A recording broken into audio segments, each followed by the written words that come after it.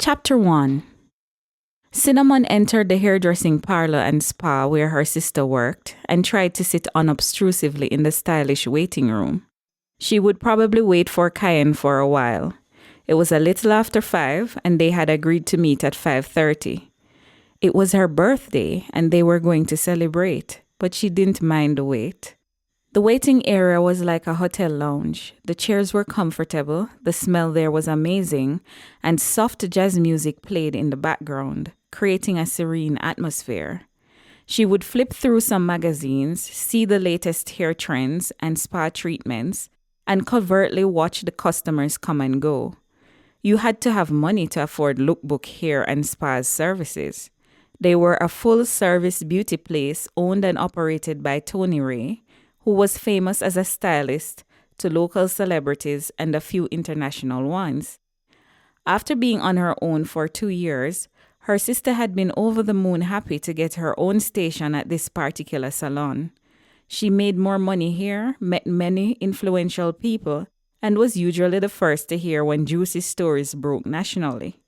Unfortunately for them, their mother, Anise Crystal, was dominating the current news cycle again.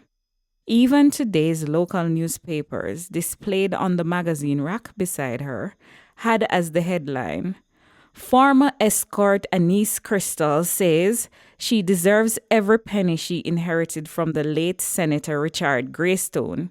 His wife Noreen Greystone says, not so fast." Cinnamon read the first couple of paragraphs. The war between the late Richard Greystone's family, owners of the Caribbean's leading wine company, Greystone Wines, and Anise Crystal, known for her relationships with high-profile men, and who had in the past dabbled with prostitution, has escalated. Noreen Greystone, determined to protect her family's legacy and the reputation of Greystone Wines, hastily organized a press conference at the Vineyard Estate. Standing before a backdrop adorned with the vineyard's iconic spice and stone logo, she addressed the media with poise and frustration. As the wife of the late Senator Richard Greystone and co-owner of Greystone Wines, I was blindsided by my husband's will. I am not disputing how he wanted to disburse his personal wealth. It was his to do with as he pleased. But leaving shares in our family business to Anise Crystal is a slap in the face to everything we've built together, Noreen declared, her voice unwavering. Greystone Wines has been a labor of love, a testament to the dedication and passion that our family has poured into it for generations. To see it potentially tainted by associations that run contrary to the values we hold dear is both distressing and unacceptable. The family's legal team will be challenging the validity of the contested bequest. We vow to protect the interests of Greystone Wines and its stakeholders, ensuring that the vineyard will continue to thrive with the same excellence it has always been known for. In the meantime, Anise Crystal has responded to Noreen's press conference with a sly wink and her signature, sultry smile. Richard has his reasons for giving me equal shares as his sons in the family business. I intend to honor his generosity by accepting those shares. I have run a business selling wigs for years. It is reputable and profitable. I resent the inferences that Noreen Greystone is making about me that I am somehow not worthy. I say bring on the lawyers, Grandma. I have my own lawyers too. Cinnamon grimaced. She didn't need to read further. At that point, Anise was taunting the family. Admittedly, it was all salacious and juicy. Speculations ran rife as to why the senator would leave most of his personal wealth to a non-family member, and worst of all, to Anise, a woman who had admitted publicly to doing sex work when she was barely in her teenage years. That too had been a recent interview where Anise had told snippets of her life story, stuff that Cinnamon and her sisters hadn't heard before. I did sex work at the tender age of 13. I needed to do it to survive after I ran away from home. It was a dark time in my life. No child should ever have to do that. I had customers who many would regard as standard bearers in this society. Let me tell you, there are freaks all over society, and you should not put anyone on a pedestal. That interview had coincided with Richard Greystone's death and revelation of the contents of his will. And suddenly, there were all sorts of theories floating around town. The chief one was that Richard Greystone had been a customer of Anise when she was a child prostitute and had left her his money and shares in his wine company to assuage his guilty conscience. His reputation was taking a posthumous beating in the public sphere. His 3 sons and their children were catching heat for some of the speculations floating around. They couldn't grieve in peace. For some sections of society, they were guilty by association. Everyone was shell-shocked, including her. Her mother's story had always been fodder for local gossip. Anise had lived quite a fascinating life. She had run away from home at 12 years old, got pregnant at 13 for a mystery man, and refused to share his name with anyone, including Cinnamon, the result of that pregnancy. She had married Paul Aubrey, the famous sculptor, at 18 and became his muse. She made the news when she found out that Paul was molesting the 2 children they had together. She had almost killed him. Luckily, her aim was bad and the bullet intended for his head had missed by a few inches. According to the news, Paul had run out of their upscale neighborhood with Anise screeching behind him, "Not my babies! Not my babies! I will kill you!" Neighbors had to intervene, taking the gun from her, which by that time had run out of bullets. There were also her public breakups with a succession of high-profile men. After every breakup, Anise's picture would be plastered across the papers, social media, and the internet. And that's where Cinnamon had a problem. She looked exactly like her mother, and if someone didn't know that she was Cinnamon Cooper, an accountant at Moretti Bedding Company, they would assume she was the woman in the pictures. Granted, Anise wore loads of makeup and various colored wigs, but the resemblance was there nevertheless. Looking at Anise was like seeing herself in costume.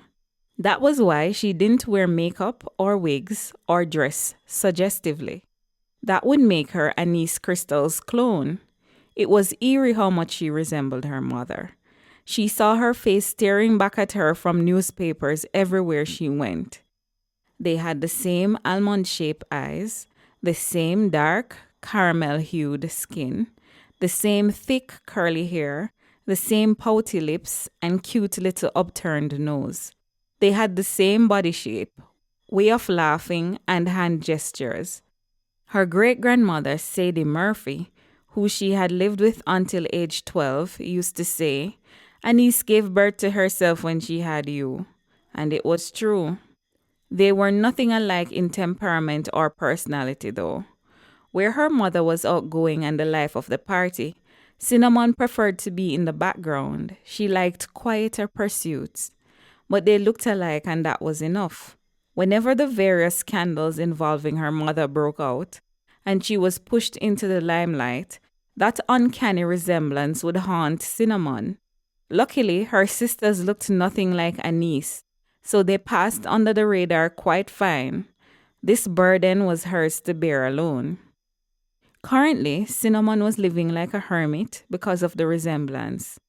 Since the latest will fiasco, she was practically living in fear that someone with a keen eye would look at the pictures of Anise and ask, "Isn't this you in heavy makeup and a wig?" She didn't date because of that reason.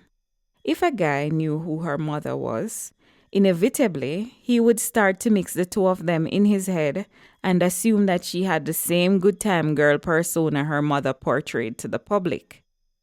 There would be certain sexual expectations of her, and it happened like clockwork. She was fed up with it.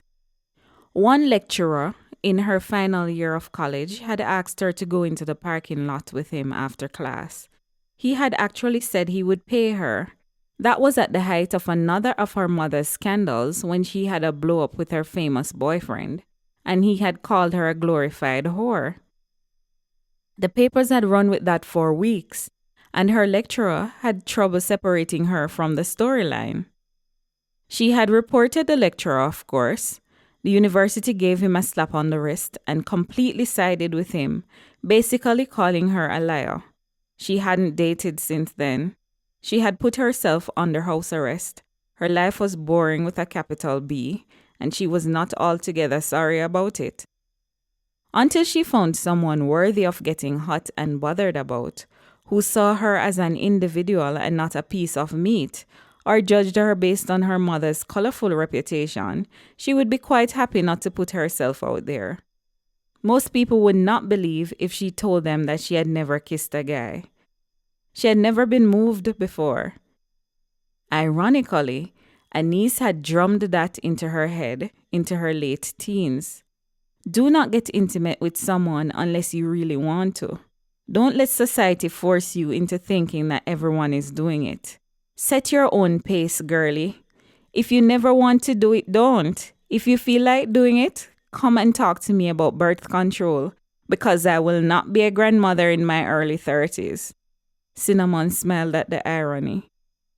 Anise's mother, Rosemary, had become a grandmother in her 30s. It was her 25th birthday, and she couldn't help but feel far behind developmentally. She didn't want her 20s to pass her by while she cowered in a corner, afraid to show her face. Maybe she should move to another country. She had studied international accounting with that in mind. While she was thinking, some women had come in, chatting and laughing, carefree and happy. One of them was getting married soon, and they were there to have a group massage and makeovers. They giggled when one of them joked about bikini waxes, and Cinnamon watched them enviously. They looked to be her age. It was nice to have girlfriends who you were at ease with, to help you with your wedding and to share jokes with. Her two closest friends were overachievers. Nafia and Ella were too busy to hang out these days. Nafia was doing her doctorate and working full-time as a lecturer. Ella was doing her law degree and recently had a baby. Ella was the reason Cinnamon was working at Moretti Bedding. Her boyfriend, Marco Moretti, owned the company. His loan accountant, Sheila, had been perishing from all the work and needed help. Ella had suggested Marco hire her, and while she had been grateful for the job so soon after college, she hadn't needed to send out resumes and beat the pavement like her peers, but she was usually swamped with work. Moretti Bedding still needed at least 2 other accountants, at least someone to deal with payroll exclusively, and Marco was thinking of expanding. At this point, she was so busy she may never have a meet-up with her friends again. At least she had her sister Cayenne. The 3-bedroom townhouse had belonged to their grandmother Rosemary. But for some unknown reason, when Cinnamon turned 18, she had handed her the key and the deed to the property and told her, "This is yours. You can continue to rent it or go on your own, whatever you desire. I know you want to escape living with Anise." Cinnamon had opted to escape, as her grandmother had so succinctly put it. Being on her own would be no different than living with Anise in her penthouse apartment, decorated in unrelieved pink. Cayenne and Sage joined her shortly after that. They were 14 and 12 at the time, so she acted as her sister's mother for a few years. Sage was still at Mount Faith, a university in the hills. It was far enough from Kingston and bad influences. Sage had gone through a rebellious stage that had worried them all. It was a relief that she had passed her external exams and had gotten into college. The college was far enough from the Kingston environment to give her a reset. "You weren't waiting long, were you?" Cayenne pushed her head around the waiting room corner and winked at her. "Why so glum, girl? It's your birthday. We're gonna party like it's your birthday." Her sister was always a bundle of sunshine. Born with a sunny personality and unmatched enthusiasm for life, it shone from her face. Her hazel eyes were always dancing with joy. They tended to be greener in certain lights. Cayenne looked more like her father, Paul Aubrey. She had his coloring, light skin, and green hazel eyes, but she had inherited her mother's height and model-esque build. All three of them had inherited that from Anise. This month, Cayenne was rocking blonde braids that hit her somewhere near her hips. She was pretty and sweet and lovable. Cinnamon's heart melted when she saw her. Bless Cayenne for wanting to celebrate her birthday. Happy birthday, Cinnamon! Tasha, one of the hairdressers, came around the corner. The rest of the people in the waiting room wished her a happy birthday too. So much for being unobtrusive. Cinnamon grinned and tried to bear it. Come on, girl, her sister said brightly. Let's get cracking. I have a surprise for you. Cinnamon got up and sighed. She hated surprises. Okay, so remember last week when I was on the phone with Alex and she squealed out loudly and you asked me what was wrong with her? Yes, Cinnamon nodded. Cayenne and her bestie Alexandra were always on the phone squealing about something. They acted like they were still in high school when they were talking with each other. The reason she was squealing was, drum roll please, Cayenne said eagerly. Cinnamon looked at her and said without enthusiasm, drum roll. You are supposed to make a sound, not say it, Cayenne said. Anyway, my customer, Davina Shea, used to be a model. Cinnamon groaned. She was hosting her 5th perfume launch at her mansion in the hills and gave me 2 invites. I would have taken Alex, but it's your birthday, so you get to go instead.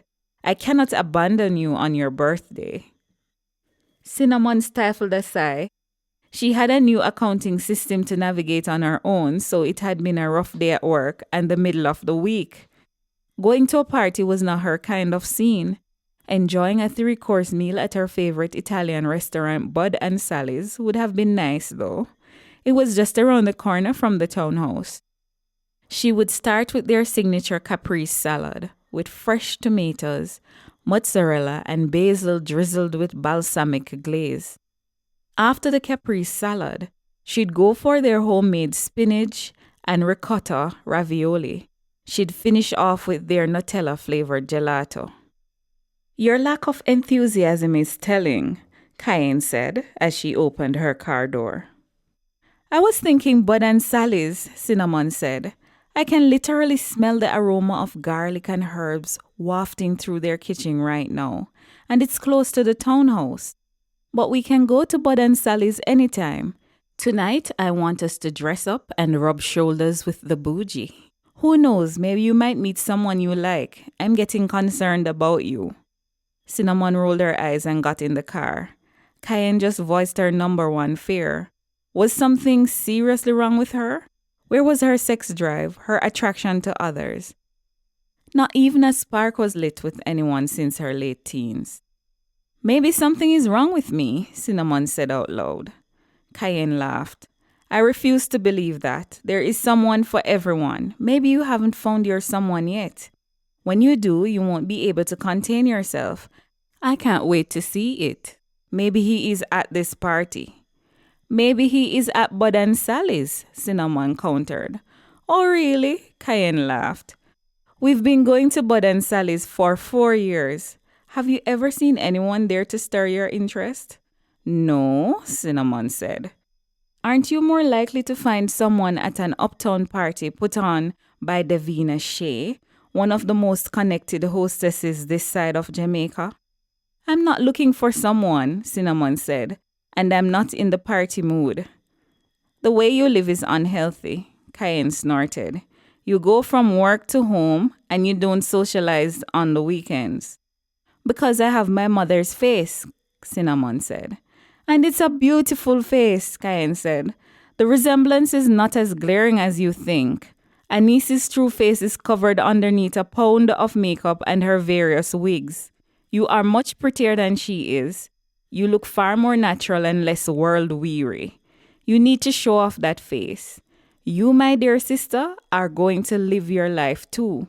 You will have a wonderful birthday night at this uptown party, even if I have to force you to have fun. Okay already, Cinnamon huffed. But we are not staying past 10 o'clock. I have a hard day's work tomorrow. It's payroll time. And the senior accountant refuses to use the new software, so it's all down to me. I mean it, Cayenne, not a minute past 10. Okay already, Cinnamon huffed. But we are not staying past 10 o'clock. I have a hard day's work tomorrow. It's payroll time. And the senior accountant refuses to use the new software. So it's all down to me. I mean it, Cayenne, not a minute past 10.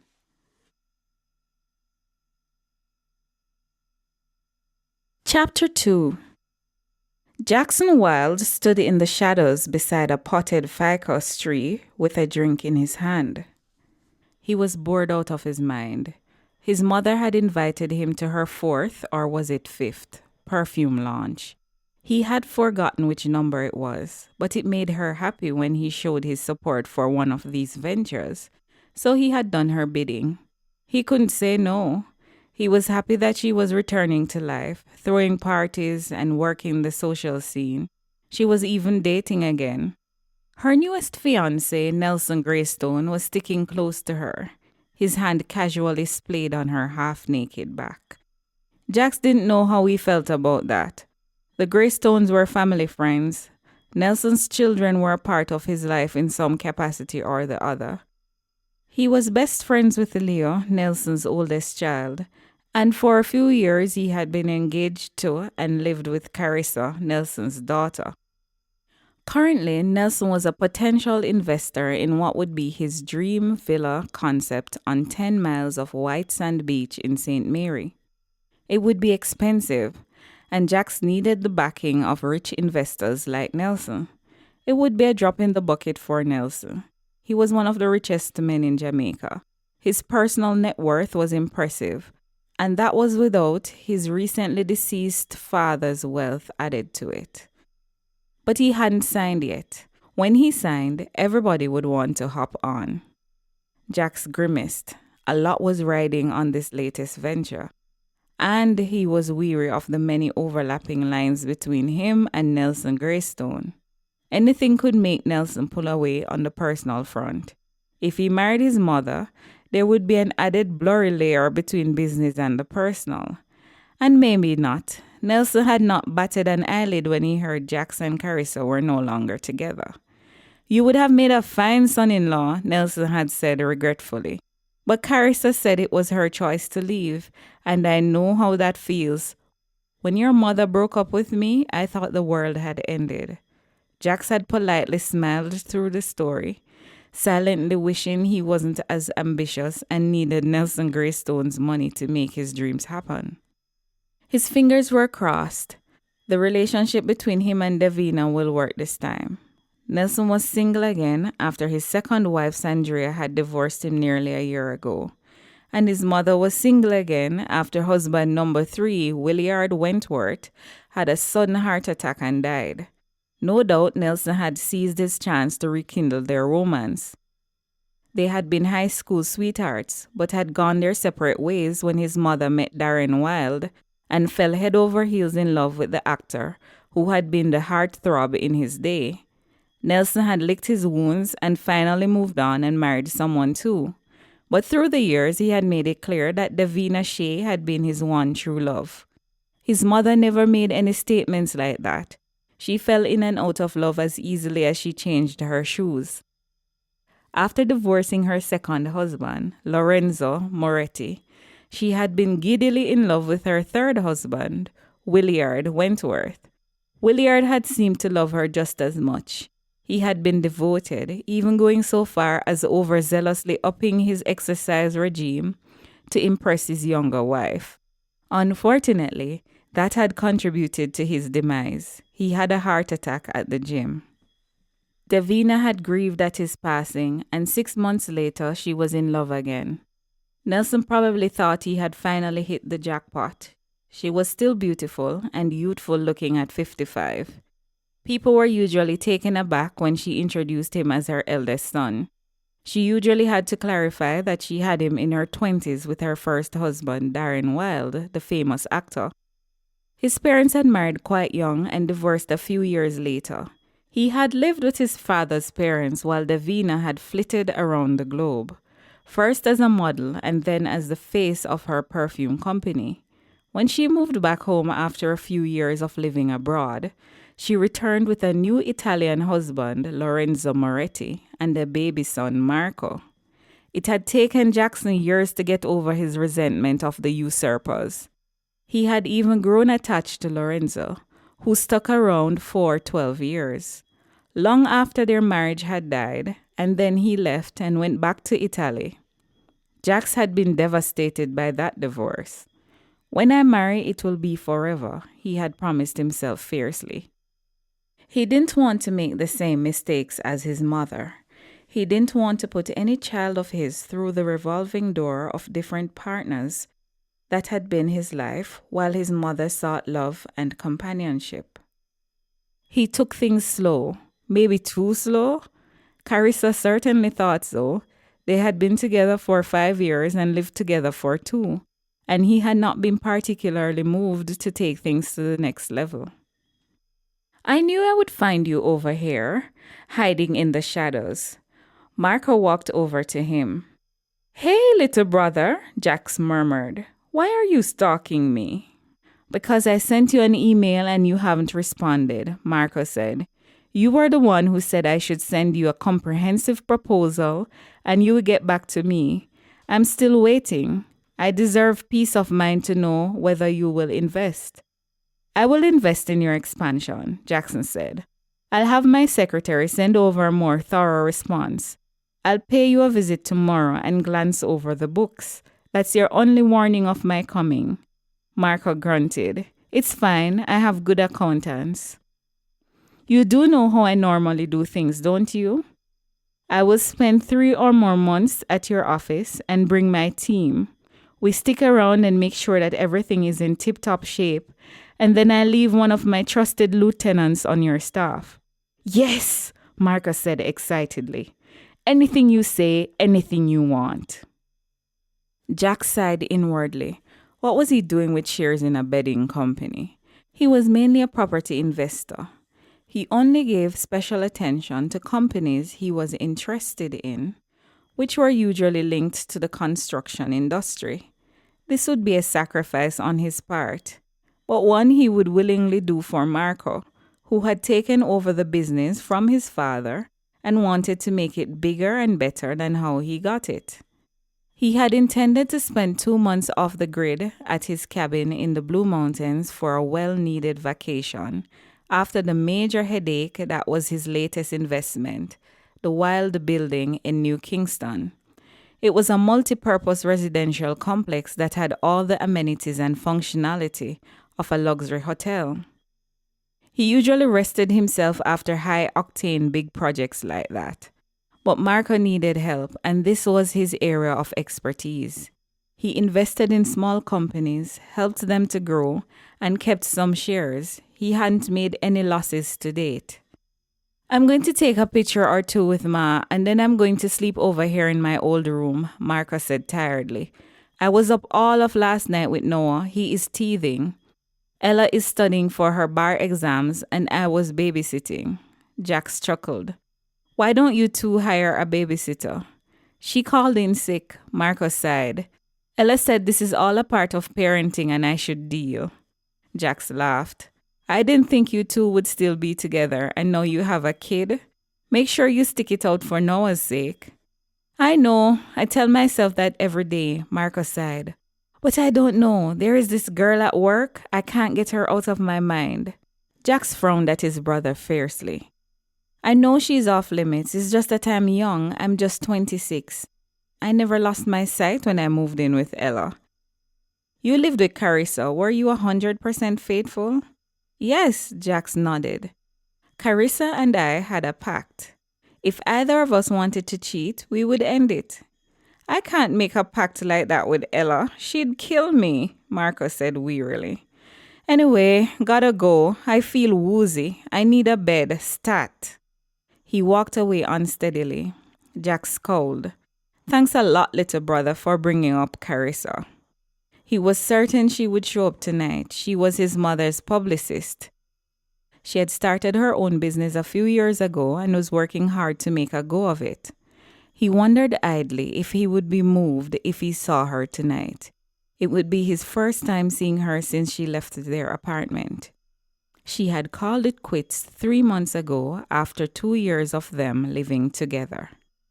"I'm in love with someone else." She had walked into the living room with her bags packed. "As agreed, we tell each other if something like this should happen, so I would like to end it with you before I move in with him." She had kissed him on his brow and left. Her abrupt departure from his home and his life had hurt, admittedly. He wondered who she would bring as her date tonight. From what he had heard through the grapevine, she and the guy she had left him for hadn't made it past a month. His attention was fixed on the entrance to the pool area, hoping to get a glimpse of her. He moved further into the shadows, leaned on the balustrade, and placed his drink on the wall, and then he saw a vision of beauty. She was wearing a black sheathed dress, which hugged her modest curves. Her hair was curly and long in a side part. She wore bright red lipstick that emphasized her generous lips, and she had a killer shape. He straightened up from the wall. A shaft of awareness ran through his body. Instant hot attraction swamped him, flooded his system, and made him slightly dizzy. He had never in his life experienced that before. It was as if everything in his life up to now had just fallen into place. He needed to know who she was. He felt a tap on his shoulder. "Hey!" It was Carissa. He had been so focused on the girl he hadn't seen her come in. "Hey!" He dragged his eyes reluctantly from the beautiful girl, gave Carissa a half smile, and then fixed his attention back to the girl. "What a warm welcome," Carissa declared. "I guess you haven't forgiven me for walking out on you." "Huh?" He dragged his attention from the girl and back to Carissa. "You are punishing me. You're still mad that I left." "Actually, no," he managed a smile. "You are forgiven. Life goes on." "Leo said you haven't found anyone else," Carissa pouted, displeased with his flippancy. "I don't tell my best friend all my business." "Well, I believed him because you take your time where relationships are concerned. You always take things slow. It took you 5 years to propose. And then, when we were living together for 2 years, not a word about marriage." "You didn't mention it either," Jack said absently. "You were busy with your business and I with mine. There was no space for a wedding in all of that." "I heard the Wilde building is up and running." "It is," Jax nodded. "I moved in a month ago. I am currently single, moved on from Fabian, and I can't take a breather from the business these days. It is doing well." Jax grunted. He wondered why Carissa was telling him that.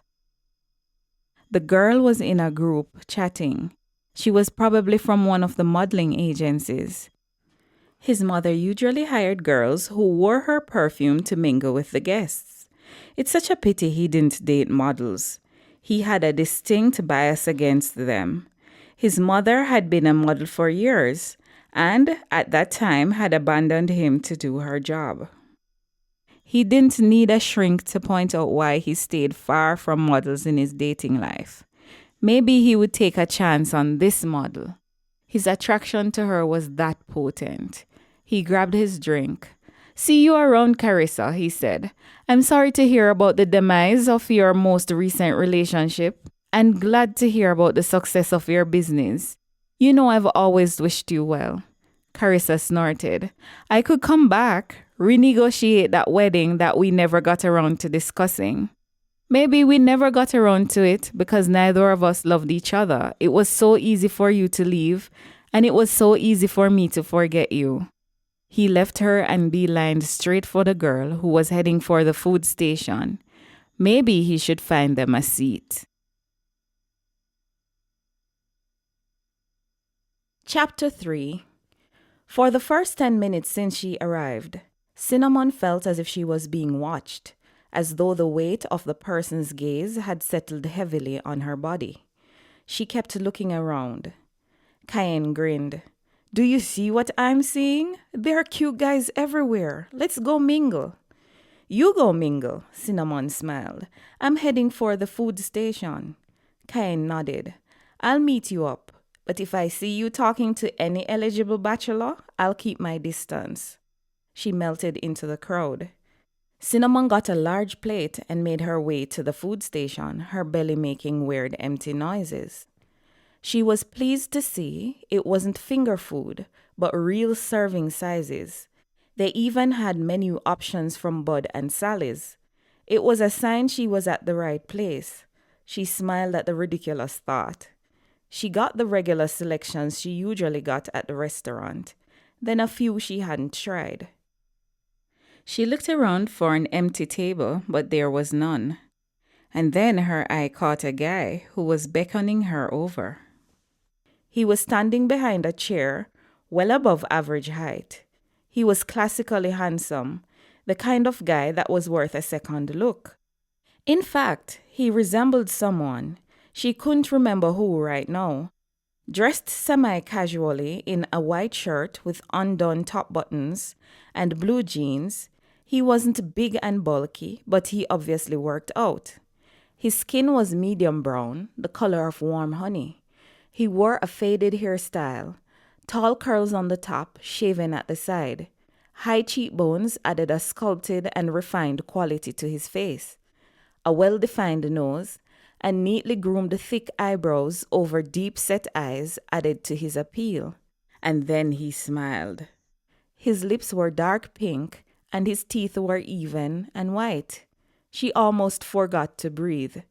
Who was he, and why did she feel this magnetic pull? She dragged her eyes from his and looked behind her to ensure she wasn't mistaken and that he wasn't pointing to someone behind her while she acted like a deer caught in headlights. He raised an eyebrow when she turned around again and pointed at the chair. She walked over. He pulled out the chair for her and she sat down, feeling a nervous jitteriness she couldn't remember feeling for any man in the past. "Hello," he said. "Hello," Cinnamon said, hating the breathlessness overtaking her voice. "I was waiting for you to secure the table for us so I could get my meal and then join you." Cinnamon swallowed. "Do we know each other?" "I doubt it. I would remember seeing you before," he smiled. "My name is Jaxon Wilde." "Oh," Cinnamon stammered. "I've heard of you. Well, your buildings. The grand opening of your latest one was all over the news." He smiled. "And what's your name?" "Cinnamon Cooper," she cleared her throat. "Cinnamon is my favorite spice," he said. "Don't go anywhere. I'm going to get my food and we can chat." She nodded obediently. Her eyes connected with his for a moment, creating a jolt in her central nervous system. So this was what it felt like, attraction. It had eluded her for 24 years of her life, and today, like a bolt out of the blue, it was here.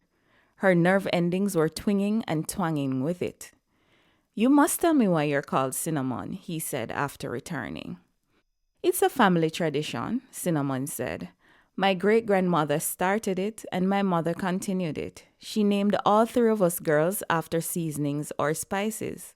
My sister Cayenne is around here somewhere, and my other sister Sage is at university in the country."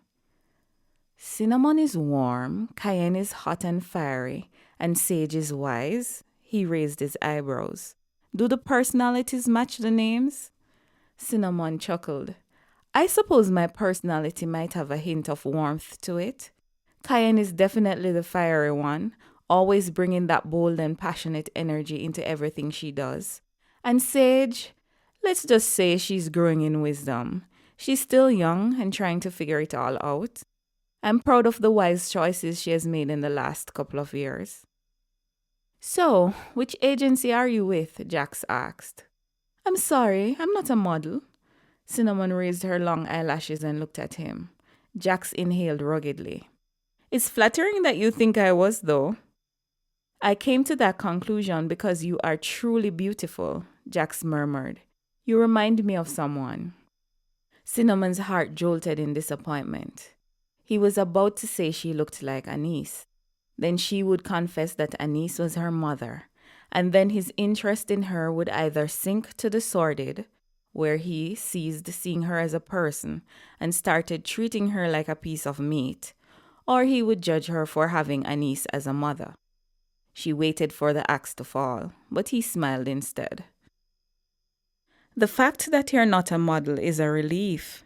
I don't date models, but I would have made an exception for you. My mother was a model, and she had me at the height of her career. She dumped me on her mother and then continued working. I might have had some leftover resentment and then blaming it on the profession. Cinnamon exhaled. Sounds likely. Jax chuckled. So what do you do? I'm an accountant, Cinnamon said. A noble profession. Jax nodded. That's what I did in college, finance and accounting. I was planning to work in a corporate firm as a financial controller or something like that. Then in my second year, I inherited a vast swath of land from my paternal grandfather. It was in a little-known area in St. Thomas. The views could rival any tourist hotspot in the world, and I said, why not develop it? I spent the remainder of my college life plotting to develop it, gathered some investors, found them all on my own with a little help from my parents, and then fell in love with property development. Cinnamon nodded. It sounds fun. It's like having a blank slate and doing something gorgeous with it. It's the ultimate creativity. It's on a grander scale than painting pictures. That's it, Jack smiled. You get it. So what do you do for fun? I'm a homebody. I watch movies and read, and I used to do hot yoga, but I haven't gone for months now because of the sheer amount of work I have to do. I also paint pictures, but I'm a rank amateur, Cinnamon said. I'm quite boring, actually. What do you do? I play squash with my best friend Leo. I love camping in the hills. I fish, and I have a cabin in the Blue Mountains. We should go up there together sometime. Cinnamon gasped. I'm sorry, Jack smiled apologetically, a deep dimple appearing on his chin. I am moving too fast. Do you have a boyfriend? She's perennially single, never had a boyfriend, and never been kissed, Cayenne answered behind them. And today is her 25th birthday, a quarter century on this planet and still untouched. Cinnamon groaned. I will kill you when we get home. So sorry to disturb you, Cayenne said. She smiled at Jax. Hi, I'm Cinnamon's sister, Cayenne. I'm going to have to run down the hill for a bit. Alex locked herself out of her apartment, and I'm the one with the spare keys. Oh, okay, Cinnamon said. But I see you're in good hands with Jaxon Wilde. I'll be back before you know it, Cayenne said. She turned to Jax, who was staring between the two of them in fascination. I'm your mother's hairdresser, by the way. You are? Jax smiled. Well, you do a great job. Her hair always looks good. Thank you. Cayenne smiled. You are nice. She calls you her greatest achievement. She brags about you every chance she gets. At one point, I swear she said you walked on water. Jax laughed. I am pretty sure she said build on water. Maybe, Cayenne mused, but because of that glowing recommendation, I trust you with my sister. I'll be back, Cinnamon. Apparently this guy is a paragon of virtue. He feeds the poor, houses the homeless, and so on. Cinnamon chuckled. Well, that's good news. I wouldn't say paragon, Jack said when Cayenne left. By the way, happy birthday. I wish I knew I could have gotten you a present. Thank you, but no presents necessary. My mom says I'm the one who should give presents on my birthday. Cinnamon smiled. I can't believe you're Davina Shea's son. Yes, I am, Jax nodded. I hope you won't hold it against me. No, I won't, Cinnamon said. I just never put one and one together. Does that mean your father is the actor Darren Wilde? I knew you looked like someone I had seen before. I loved him in the movie Skydive and The River is Red. Jax smiled. I liked him in those movies too. What's he up to these days?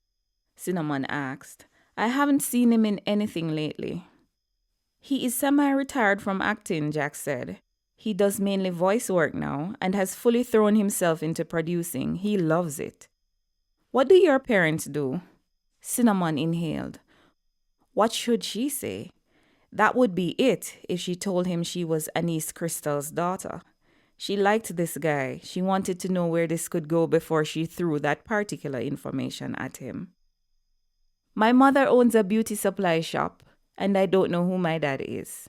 My mother refuses to say, and I got tired of asking. She inhaled, waiting for him to act shocked that she didn't know her father and ask questions she couldn't answer. He did something unexpected. Jax reached across the table and squeezed her fingers. It was electrifying. She could see the response in his eyes, and that he felt it too. They had insane chemistry. He released her hands and she reached for her water. She fumbled, picking up the glass, and ended up knocking it over and spilling the contents onto her clothes. The top of the glass cracked, nicking her finger. "Your finger is bleeding," Jax said in horror. "We'll have to take a look at that." "Oh no," Cinnamon stood up. The cold water was seeping into her dress. The glass had indeed sliced the tip of her finger. A pool of blood had gathered there and then slowly started running down her finger. Cinnamon grabbed a napkin and covered it. "Let's go," he said. "We can go to the pool house. There is a first aid kit in there." Chapter 4. Cinnamon felt as if she was coming to life. Never before had she been so aware of the blood pumping through her body, of the beats of her heart, and the sensitivity of her skin. What on earth was happening to her? Her lower body was heavy with anticipation. She felt almost intoxicated as she inhaled Jax hungrily. He was standing quite close to her. He dressed her finger, placed a bandage over it, and kissed it lightly. Her knees trembled. She hadn't spoken to him since he led her into the spacious pool house, decorated in serene blue. Watercolor paintings of sea views decorated the walls. The place had a tranquil quality to it. The music from the poolside was muted when he closed the door, but she could still hear the sounds of Marcia Griffiths and Daville's All My Life playing in the background. "Am I really here in your arms? It's just like I dreamed it would be. I feel like we're frozen in time. You're the only one I can see." He registered the song at the same time that she did and smiled. His smile had an inexplicable effect on her, making her feel a mix of vulnerability and exhilaration. Their eyes met, and in that moment, she saw a depth of understanding that went beyond words. She felt as if they knew each other, like they really knew each other, which was ridiculous. They had just met, and she was being fanciful. Jax broke the silence with a reassuring smile. "Your finger will be just fine, Cinnamon. Do you want to get out of that dress? A robe is in the room. I'll throw it in the dryer and it will dry in no time." "It's just a damp area. It's not even visible," Cinnamon whispered. "There's no need for me to go through all of that." The air between them seemed charged with an unspoken connection, a magnetic pull that neither could ignore. She cleared her throat. She needed to say something to diffuse the heavy tension. Thank you, Jax. I'm not usually this clumsy. I'm happy it was only water and that the glass didn't cut me deep." Her words hung in the air, laden with a sense of gratitude and something more profound that lingered beneath the surface. Jax's eyes held a spark of recognition, as if he too sensed the shift in the air. "Is it true that you have never been kissed before?" he asked softly. "Your sister was joking, right?" Cinnamon cleared her throat. She wasn't joking. Jax stepped closer to her. Cinnamon was so tense her muscles hurt.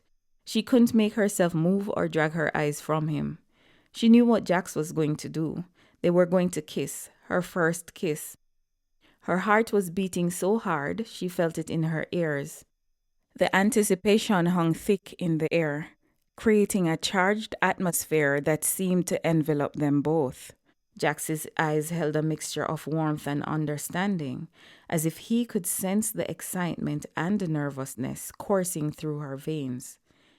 He lifted a strand of hair away from her face. The simple gesture sent shivers down her spine, and she found herself leaning into his touch almost involuntarily. Time seemed to slow as he cupped her cheek, his thumb grazing lightly over her lower lip. Cinnamon's breath caught in her throat as Jax leaned in, closing the distance between them. The world outside the pool house ceased to exist, leaving only the hushed sounds of their shared breaths and the rhythmic thud of their hearts in the quiet space. His breath fanned her cheek. He let his tongue dart between her parted lips, and she jerked and moaned and reached up for him. He did it again, and her whole body leaped, electrified. Just one kiss, she promised herself. This did not make her wanton or like her mother in any way. This was something most women had experienced way before her. He pressed his mouth to her cheek, brow, and lowered eyelids, teasing her with feather-like kisses until she strained up to him even more, and then he kissed her lips. She melted to boiling point in seconds. He made love to her mouth with an intimacy that shook her, and then he stopped. "We have to stop now," he said roughly. "Join the outside world or this can get very intimate quickly. My control is slipping."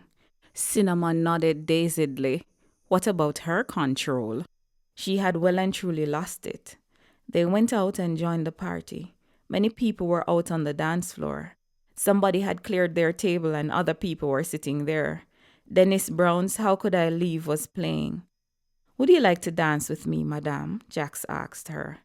Cinnamon blinked, still feeling the remnants of the moment they shared in the pool house. She managed a small smile and nodded in response to Jax's invitation. "I'd love to," she said, her voice carrying a mix of excitement and lingering shyness. "I love old school reggae." Jax took her hand, leading her to the dance floor, where the rhythmic beats of the music echoed. The dance floor became their own private world, a space where the outside pressures faded away, leaving only the connection between them. They moved in harmony, caught up in the music, and the subtle intimacy between them. "Promise you won't leave me, promise you won't hurt me." Dennis Brown's melodious voice floated over them. Both Cinnamon and Jax sang along to the song. The night unfolded with laughter, shared stories, and more dances. They navigated the party together as if they were glued at the side. It was almost irritating to Cinnamon when Cayenne found her and whispered, "I know you are having fun, but it's 10 o'clock. You said this was your cutoff time." "Oh," Cinnamon inhaled ruggedly. "It is. My day is crazy tomorrow." "I knew you'd have fun," Cayenne chuckled. "I should get going," she said to Jax. Jax tightened his hand around hers. "Give me your number." He fished his phone out of his pocket and handed it to her. "I'll call you before you reach home and you'll have mine," he said when she handed him the phone. Cinnamon punched in her number in his phone and handed it back. "It was nice to meet you." He kissed her hard in full view of everyone around. "Likewise." Chapter 5. "I can't believe I had such a good time," Cinnamon said with a satisfied smile. "It was the best birthday ever, filled with firsts. If I knew kisses were that sensual and I could feel that way, I would have kissed someone a long time ago." "It's not like that with everyone. You lucked out." Cayenne looked at her and grinned. "My first kiss with Gavin Peterson was a horrendous mess. Ugh." Cinnamon sank further into the passenger side of the car, a pleased smile on her face. "So what now?" Cayenne asked. "Are you going to be dating the rich, handsome Jaxon Wilde, a man with his name on several buildings all over the country?" "I wouldn't mind it," Cinnamon said. "Cinnamon Jade Wilde has a nice ring to it," Cayenne chuckled. Cinnamon sat up straighter. "Oh my God, I forgot." "What?" Cayenne asked. "That my mother is Anise Crystal." She groaned. "So?" Cayenne asked. "So a man like Jax will not date someone like me, even though we strike sparks off each other. He'll find out about me sooner or later and drop me like a hot potato." "Well," Cayenne nodded, "you might have a point. His mother is now dating Nelson Greystone." "And you didn't think to tell me that?" They're taking Anise to court, Cinnamon groaned. Why did we even go to the party in the first place? So that you could have a good time, be kissed for the first time, and meet a guy who turned your world upside down. It's about time. But Cayenne, Cinnamon fretted, this is madness. You know that, right? Does Davina know you are Anise's daughter? Hell no, Cayenne said. I tend not to tell people that little fact. You can get away with it because you don't look like her, Cinnamon muttered. Lucky you. I look like my father, the pedophile. Unlucky me, Cayenne said.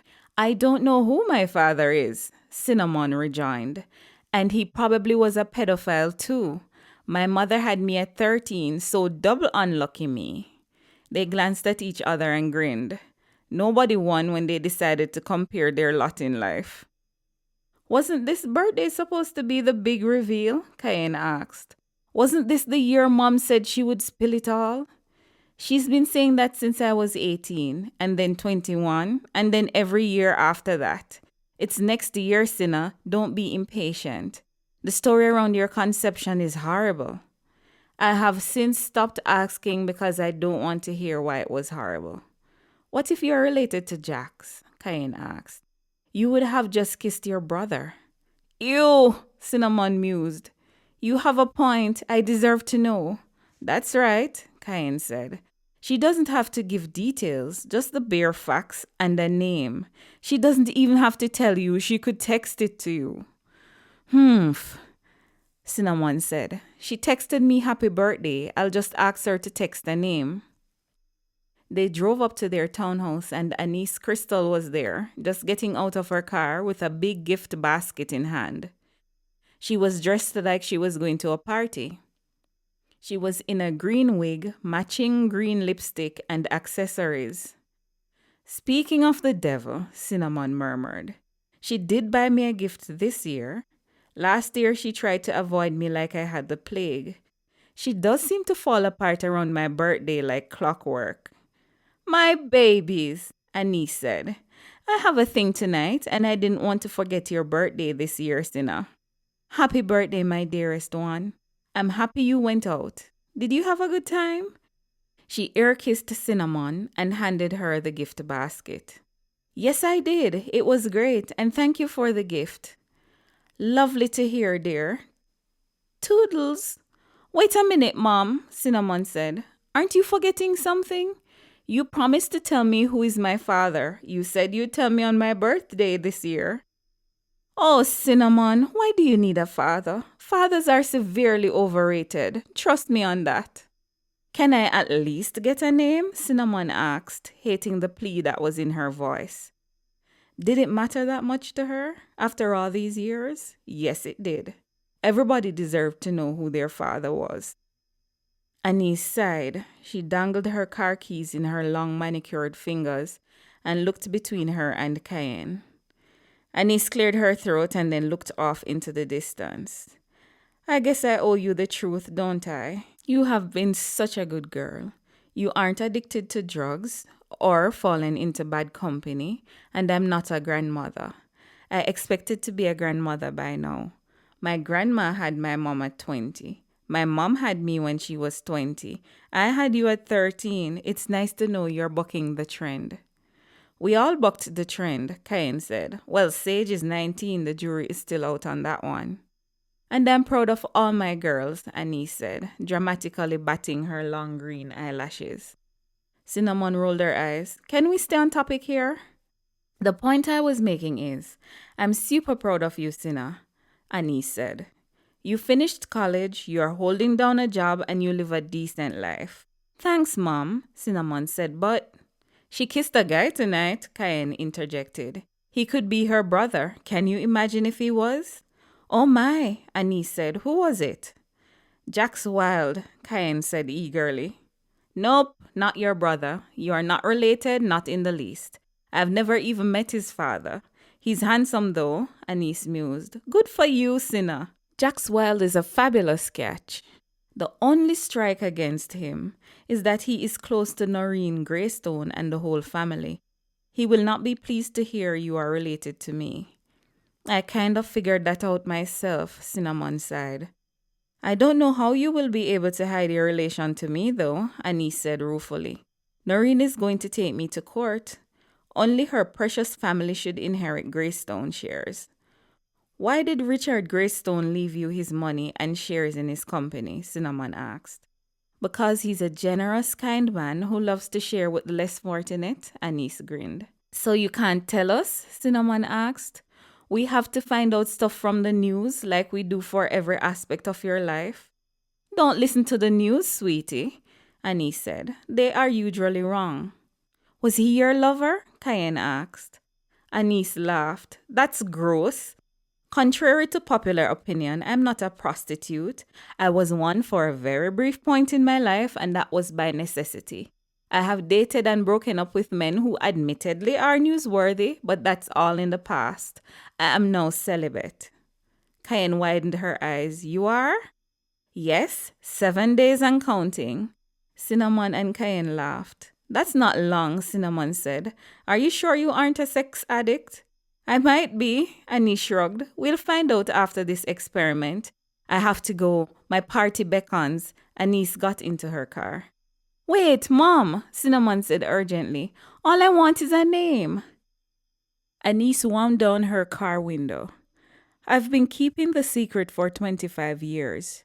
Do you expect I would just blurt out a name without any context in the parking lot of a townhouse complex where anyone can listen in? Besides, I need alcohol or some relaxant before I'll be ready to tell you. Yes, I'll need to be medicated to dredge up all of that mess from 25 years ago. Cinnamon groaned. You know what? After starting the car, Annie said, if your grandmother is willing to tell you, then I will. But I promised to keep my mouth shut, and I have. What does Nana have to do with this? Cinnamon asked, confused.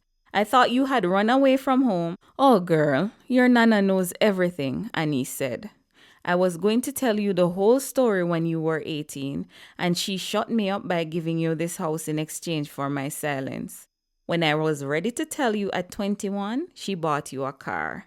Your sneaky Nana has been buying my silence for years now by paying for your college and buying you stuff. When I finally get my money from the Greystones, I'll be the wealthy one, and I will sing like a canary. But until then, I promised your Nana my silence. I always keep my promises, even if they're distasteful. Anise tooted them and drove off. I always wondered why Nana got me this house and a car, Cinnamon muttered. Now I find out it's a hush money payment. It really is a huge secret, Cayenne said. It does seem so, Cinnamon grunted. But all of this secrecy makes me wonder who my father is. Cayenne nodded. It's intriguing. Who do you think my father is? Cinnamon asked Cayenne as she opened the front door. Their townhouse was a typical layout for their neighborhood. A tiny kitchenette to the left, a small dining area, then a living room area. Upstairs had 3 bedrooms and 2 bathrooms. Let's recap what we know of our dear mother's life, shall we? Cayenne said. Let's do that. Cinnamon placed the heavy gift basket on the dining table. So she ran away from home at 12, Cayenne said, and went to live with friends for a few weeks. Cinnamon nodded. When they found her, she ran away again and went missing for months, and they never knew where she was. Grandma said she lived in a house with other girls, and when they found her, she was 6 months pregnant with me. Cinnamon sighed. I assumed no one knew who impregnated her. I think it's the senator, Cayenne said. Why else would he leave her money and shares? He was 80 years old when he died, Cinnamon said. Mom is 38 now. That would have been an age gap of 42 years. He would have been in his 60s while messing around with a 13-year-old. That's sick. Yep, Cayenne nodded. That's your dad. Stop it, Cinnamon chuckled. Maybe I shouldn't push Mom to tell me anything. In the future, if I am dating anyone, I'll ask her if the guy and I are related. And what if she's not around? Cayenne wiggled her eyebrows.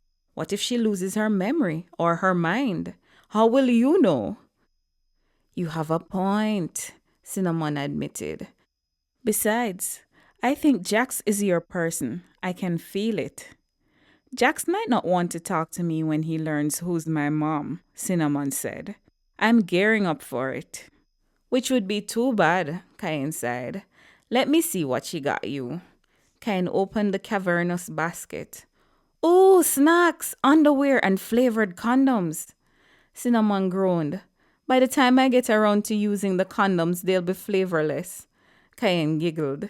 You'll use them. You're now a woman of the world. One kiss does not make me a woman of the world, Cinnamon snorted. Besides, he may not keep in touch. Her phone pinged with a message almost at the same time. Hi, Cinnamon, it's Jax. Save this number. I am already missing you. What are your plans for the weekend? At least he doesn't know who I am yet, Cinnamon whispered. He may not care, Cain said. Go with the flow. Tell him the truth. You have no plans for this weekend or any weekend for that matter. Your life is as dry and flaky as 3-month unwashed hair. Cinnamon glared at her sister. Cain cackled in laughter. Chapter 6. The day after the party, Jax drove into Moretti bedding and parked. It was way after 10, a later than usual start for him, but he had promised his brother he would pay him a visit, and he was true to his word. It had taken him a little while to fall asleep after the party last night. He had relived the kiss with Cinnamon over and over again. It hadn't made for a peaceful night's sleep.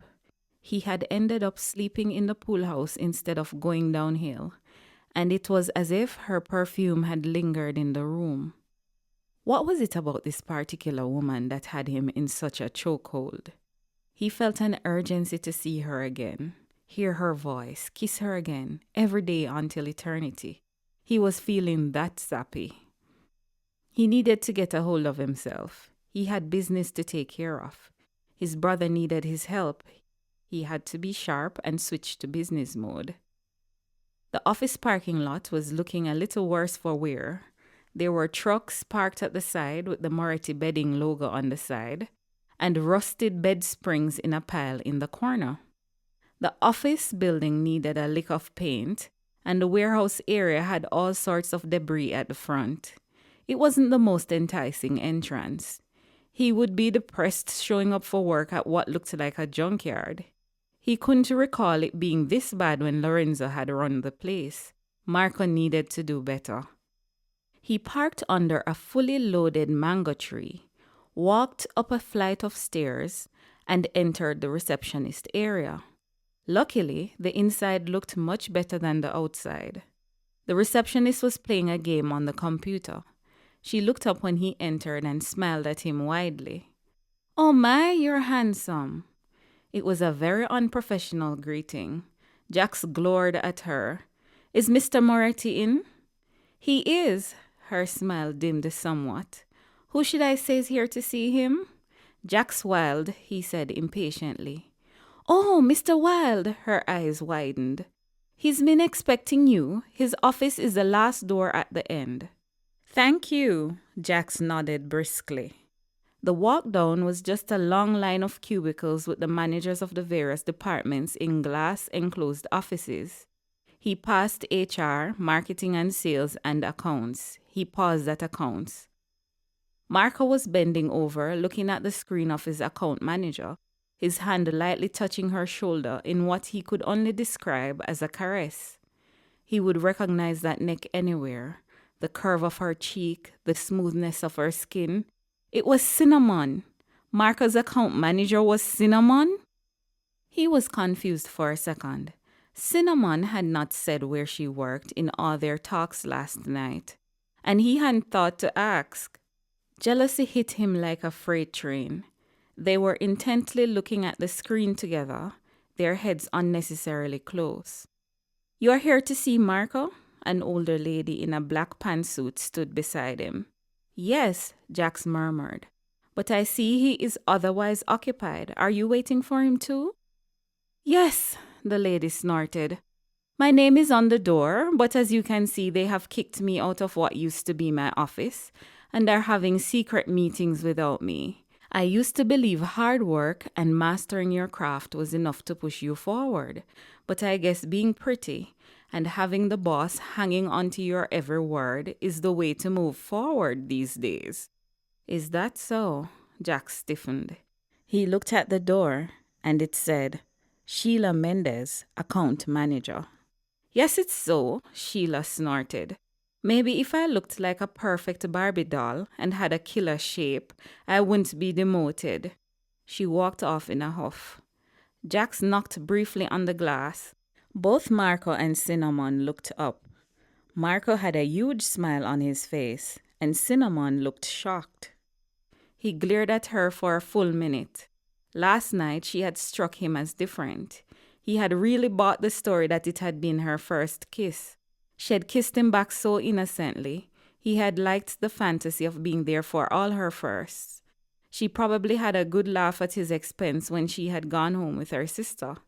It didn't escape him that she was looking good even now under the harsh fluorescent light. She had the kind of face that would look good in any light. Was that guilt in her eyes? Did she know that Marco was his brother? Was Cinnamon the girl at the office that Marco was insinuating he wanted to cheat on Ella with? Was that why he had demoted the bitter lady he had just spoken to? He dragged his gaze from her and focused on Marco, giving him a fulsome glare. Marco quickly wiped the smile off his face while Cinnamon shifted uncomfortably in her chair. In your office, please, he said. Marco nodded. Sure. I just spoke with Sheila. She seems to believe her demotion is linked to factors other than her performance.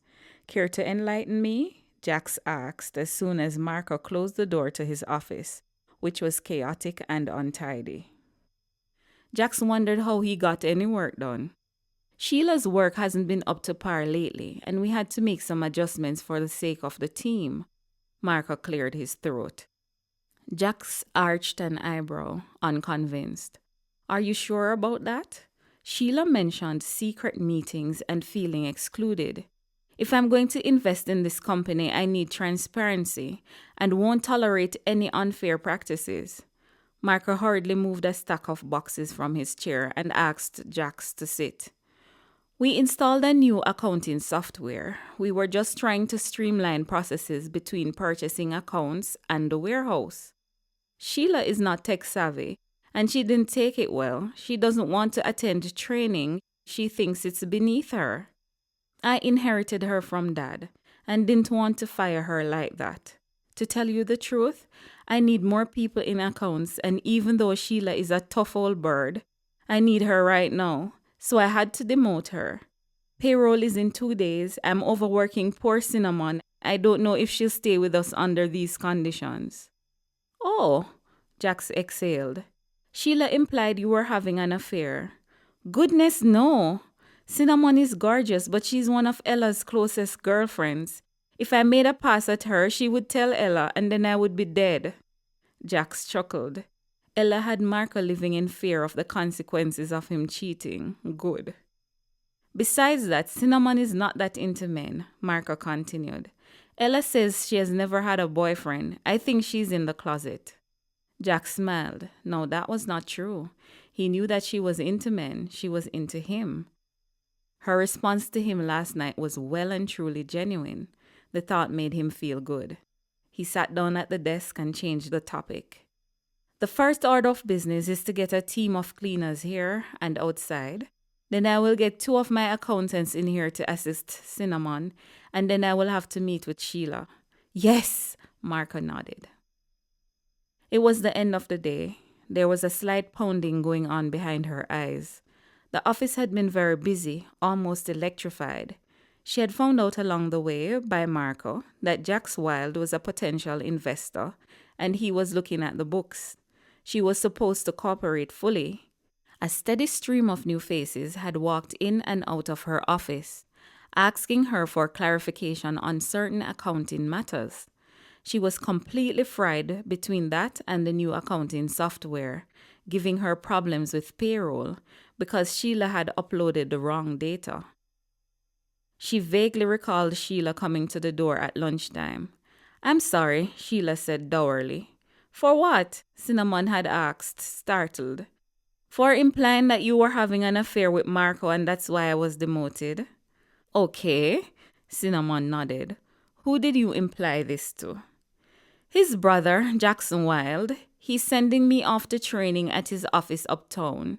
I will be fired if I don't learn the new software. Oh, Cinnamon was confused. I guess he will be in charge for the next couple of months, Sheila said. Expect some changes around here. Jax Wilde was Marco Moretti's brother. They looked nothing alike. Jax was tall, dark, and handsome, and Marco was short, light, and average. Besides, Marco never mentioned he was related to his more famous relatives, not once. She stared at Sheila's retreating back. Jax was going to be her boss for the next few months? She figured that he had worked out who she was, and she was expecting to be fired. She hadn't seen him since he had disappeared in the direction of Marco's office, and as the day went on and she got more immersed in work, she realized that she wouldn't know if he had passed her office. She had been that focused. She hadn't even spent much time speculating about her impending firing. Cinnamon. He appeared at her office door as if she had conjured him up. She swallowed. This was it. He would accuse her of being deceitful by not telling him who she really was and having some affair with his brother. Then he would ask her to leave. She glanced at the clock. It was 6:35. He looked at it too. I have an apology to make. Can we go out to dinner? You mean you're not going to fire me? Cinnamon raised a weary brow. No, I plan to do the opposite, grovel at your feet. You are quite a good accountant. My financial advisor was impressed. Marco can't afford to lose someone with your skills. Cinnamon exhaled. She had braced herself for the worst, but his unexpected response left her momentarily speechless. I don't understand why you were so mad this morning, she stammered, her brow still forward. Was it about what Sheila said? She came to apologize. He sighed and entered the office, closing the door behind him. I've been a fool. I jumped to conclusions and made assumptions about you and Marco. I didn't know you worked here. My assumptions were not without merit. He mentioned being interested in someone here, and I assumed it was you. I mean, who else could it be? You are the most beautiful woman in the world, and since last night I've been thinking about you on a loop. Cinnamon smiled. He called her the most beautiful woman in the world. So I'm not going to be fired then, she asked cautiously. He chuckled. Absolutely not. In fact, I'm hoping you'll accept my apology and join me for dinner. I'd like to make it up to you and prove that I'm not the paranoid guy you must have thought I was. Cinnamon smiled. Dinner sounds good. And I promise never to jump to conclusions about you again, Jack said. Cinnamon frowned. You promise? Promise, Jack said. I'll give you the benefit of the doubt from here on out. Chapter 7. That may have been a promise he won't be able to keep, Cinnamon thought fatalistically. That would be out the window as soon as he finds out who her mother was. They went to the Wilde building for dinner. It was Cinnamon's first time in a building like it, a residential luxury building with all the amenities. She had been in awe from the moment they entered the private parking lot. I see why all the newspapers were gushing over this, she whispered. It's awesome, and I haven't been inside yet. Jax chuckled. We were going for understated luxury and elegance to create a space that residents won't want to leave. Our amenities include a state-of-the-art fitness center, a rooftop infinity pool with breathtaking views of the city skyline, and a private spa that offers personalized treatments. We also have a gourmet restaurant on the ground floor, a cozy lounge for residents to socialize, and a truly spectacular restaurant on the top floor overlooking the city and the mountains in the distance. When they entered the lobby, Cinnamon kept whispering, "Oh my gosh, it's nice." Jax chuckled. Your response is actually what we were going for. All the floors were sold out on showing the virtual building alone. The concierge greeted them warmly. "Good evening, Mr. Wilde. How are you?" "Great, Miles," Jax responded. "This is Miss Cooper. I hope she will be making many visits here." Cinnamon smiled at Miles and then looked at Jax. "Do you live here too?" "Yes," Jax nodded. "There are 6 penthouse apartments. I kept one. This is the most complex building I have ever done. It's my greatest accomplishment so far. I had to live here for the experience. I can give you a tour after we eat." They made their way to the elevator that would take them to the restaurant on the top floor. Once they reached the rooftop, Cinnamon was mesmerized by the panoramic view of the city. The evening lights shimmered below. The restaurant was aptly named the Orchids. It had large orchid centerpieces at each table and had hanging baskets around the room. The decor was chic, the lighting dim, and the music soft and melodic, creating a sophisticated and relaxing ambiance. The waiter led them to a table by the edge, offering an unobstructed view of the city lights and the distant mountains. "This is beyond anything I could have imagined. It's like a dream up here," Cinnamon remarked. Jax grinned. "I'm glad you think so. So where were we?" "I need to apologize for being an ass today. I almost let my brother have it when I saw his hand on your shoulder." Cinnamon smiled. "I had no idea that you were related to Marco, that his mother was Davina Shea, his brother was Jax Wilde, or anything. He and Ella live in a cramped apartment in Halfway Tree, and he drives a car on its last legs. He is so stingy with money. We almost come to blows on the yearly budget." Jax laughed. "Does Ella know about you guys?" "Yes, she does." Jax nodded. "We consider Ella to be family now. Marco doesn't mention us because he is determined to do things on his own without our interference. His father left him the company when he returned to Italy a few years ago. He was going to sell it, but Marco said he would run it. Lorenzo was skeptical. We were all skeptical. I think that gave Marco a chip on his shoulder. He wants to show us all that he can succeed with it. He only asked for my help recently because he knows the company needs to grow or die." Cinnamon nodded. "I gave him that speech." Jack smiled. "Well, thank you for talking some sense into him." "So, can we play 20 questions?" Jax asked, "so that I can get to know you better and not jump to conclusions again?" "Sure," Cinnamon smiled. "How do you look so good at a party, at work, and after work?" Cinnamon laughed. "Genetics and clean living?" "Why is it that you don't have a boyfriend? I can't imagine why men aren't clamoring at your door." Let me see," Cinnamon mused. "I suppose it's a combination of factors. I've focused more on my career and personal growth over the last couple of years and haven't actively sought a relationship. Plus, I believe in letting things happen organically. I want a connection that goes beyond appearances and fits seamlessly into my life." Jax nodded. "That makes sense. Quality over quantity, right?" Cinnamon smiled. "Exactly. I'd rather wait for the right person than rush into something that doesn't feel authentic. I have seen my mother kiss a lot of frogs, hunting for her prince. I don't want that for myself. It looks exhausting." "Yes, it does," Jax nodded. "That's exactly why I'm a take-it-slow kind of guy." Cinnamon smiled. Jax continued with the questions, his curiosity sparking a lively conversation. They delved into topics ranging from favorite books and travel destinations to childhood memories and dreams for the future. They paused long enough to order. Cinnamon chose the roast chicken and Jax chose a vegetarian option. "Not vegetarian," he said when she asked, "but I love the chana masala here. Next time you come back, you have to try it." "Okay," Cinnamon said happily. He expected her to return. She would happily do so. As the evening progressed and they ordered their food, Cinnamon opened up more than expected. Jax too shared anecdotes and insights about himself.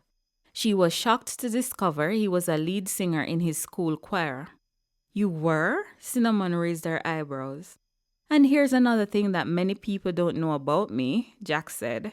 I will hug a karaoke machine at a party all night if they let me. Cinnamon laughed. And despite my high-octane work, I find solace in simple pleasures.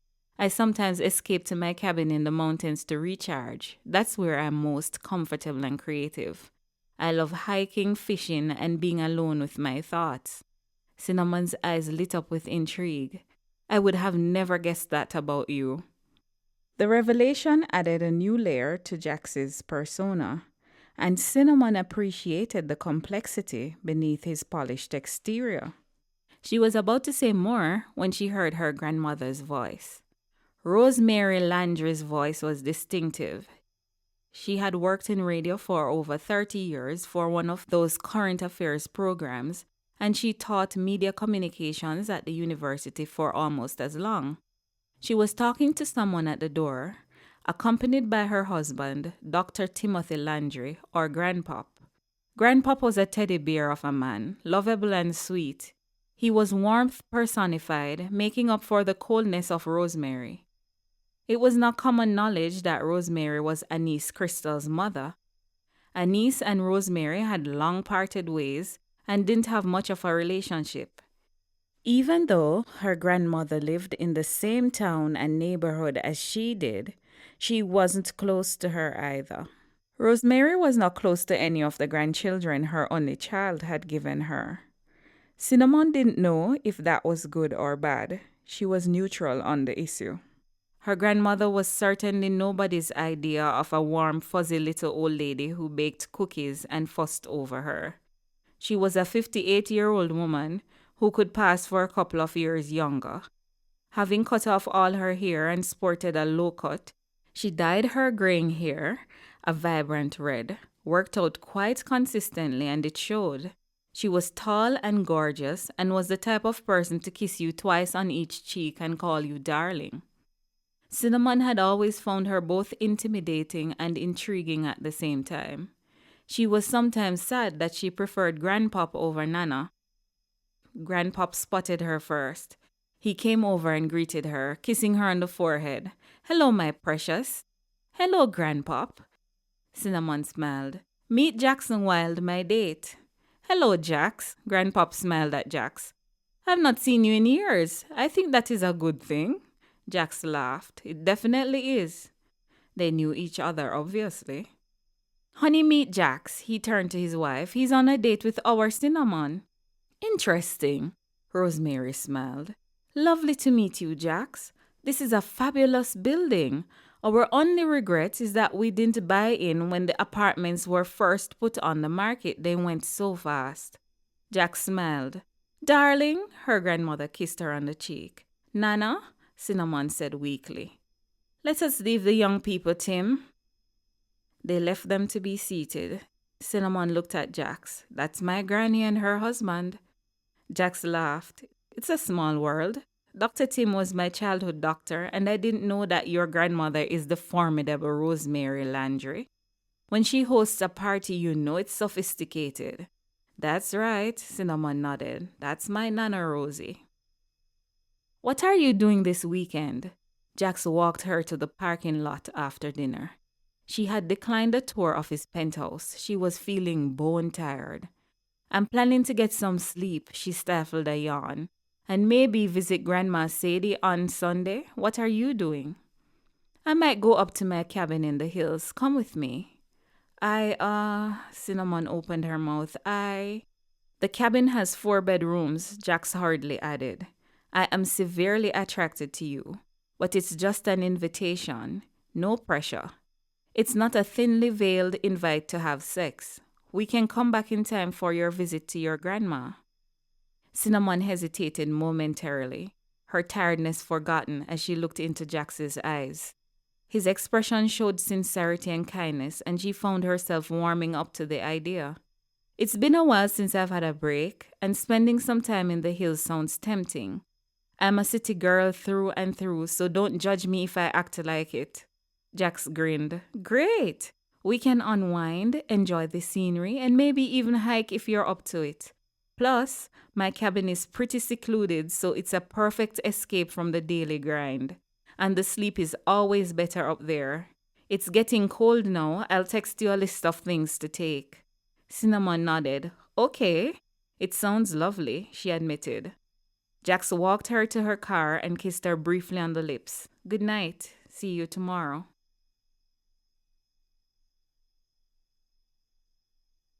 Chapter 8. I can't believe you're going away for the weekend with Jaxon Wilde, Cayenne said, watching from the doorway as she packed her bag on Thursday night. You just met him 2 days ago, and since then, you kissed him, and now you're going away with him for the weekend? Who are you, and what have you done with my sensible sister? I'm still sensible, Cinnamon laughed. He's not an axe murderer, he is Jaxon Wilde. Nana called me and said she was impressed that I found such an upstanding man to keep company with. Don't forget these. Cayenne handed her a pack of condoms that were in the gift basket. You're moving like the Flash since meeting this guy. You may need them. Cinnamon looked at the condoms wide-eyed. What do people do with flavored condoms? What do I know? Cayenne shrugged. Ask your mother. She's the one that gave them to you. Cinnamon laughed. She has a way of being too graphic in her explanations. I'll search for the info on the internet. It will be way milder than Anise. Cayenne nodded. Good idea. I won't need them though, Cinnamon said, taking them and placing them in her bag. And I definitely won't let Jax know I have them. It would send the wrong message. Cayenne nodded. I don't need to tell you to slow down and develop feelings first, do I? You don't need to tell me, Cinnamon said. I think I gave you the same speech a couple of years ago when you had that hopeless crush on that guy next door, who you were determined to sleep with. What was his name again? You know perfectly well his name was Lance Caldwell. Studious, nerdy, lovable Lance. Cayenne cleared her throat. He migrated before we could do anything. I'll always regret that. Cinnamon raised an eyebrow. I don't think he migrated. I think he escaped you. It still hurts that he left. Cayenne frowned. It still sticks in my craw that he didn't have the decency to tell me goodbye. 1 minute he was there, and then poof, next he was gone. Not even a note, and no forwarding address. I loved him to the depths of my young heart. What if I ever get into a serious relationship and the guy proposes? In that case, I will go and seek out Lance Caldwell and make sure I feel nothing before I proceed. What I felt for him wasn't normal. It was heavy, like our souls knew each other. Cinnamon stopped packing and laughed, tumbling in the bed with uncontrolled mirth. What is it about the nerd boys that I find so attractive? Cayenne mused. I really am drawn to that type. The more bookish and uptight they are, the more I want to break down their barriers. But we're not talking about me, we're talking about you. Take time to know him, it's not just an overnight thing. Cinnamon laughed. Really? You are quoting Percy Sledge to me? I've taken nothing but time. I'm a 25-year-old virgin. I'm this way because I'm mindful of all the speeches and the pitfalls. I've gotten this far, I will be fine, thank you very much. Jax picked her up at home a little after 6. When they left the city behind, Cinnamon was feeling a little lighter and free. It was funny how that worked. It's as if the city was suffocating and had pinned her down. Tough week? Jax looked over at her and smiled. Yep, Cinnamon nodded. My interim boss, Mr. Jaxon Wilde, came and took over the company where I work and gave me some additional tasks to do on top of what I had. Jax smiled. But Mr. Wilde also gave you 2 competent accountants to work with, expanded your department overnight, and now you have a streamlined system. Cinnamon nodded. I am grateful for that. When Sheila returns, I don't know where she will fit in. She hates technology. She sent in her resignation this evening, Jack said. The training was not working out. She needs to deal with her technology phobia, Cinnamon said. She won't get a job in our field if she doesn't. She was a good accountant, though. I kind of felt bad when I was promoted over her. Don't ever feel bad about being promoted. You earned it. Sheila's resignation is unfortunate, but adapting to technological advancements is crucial in today's professional landscape.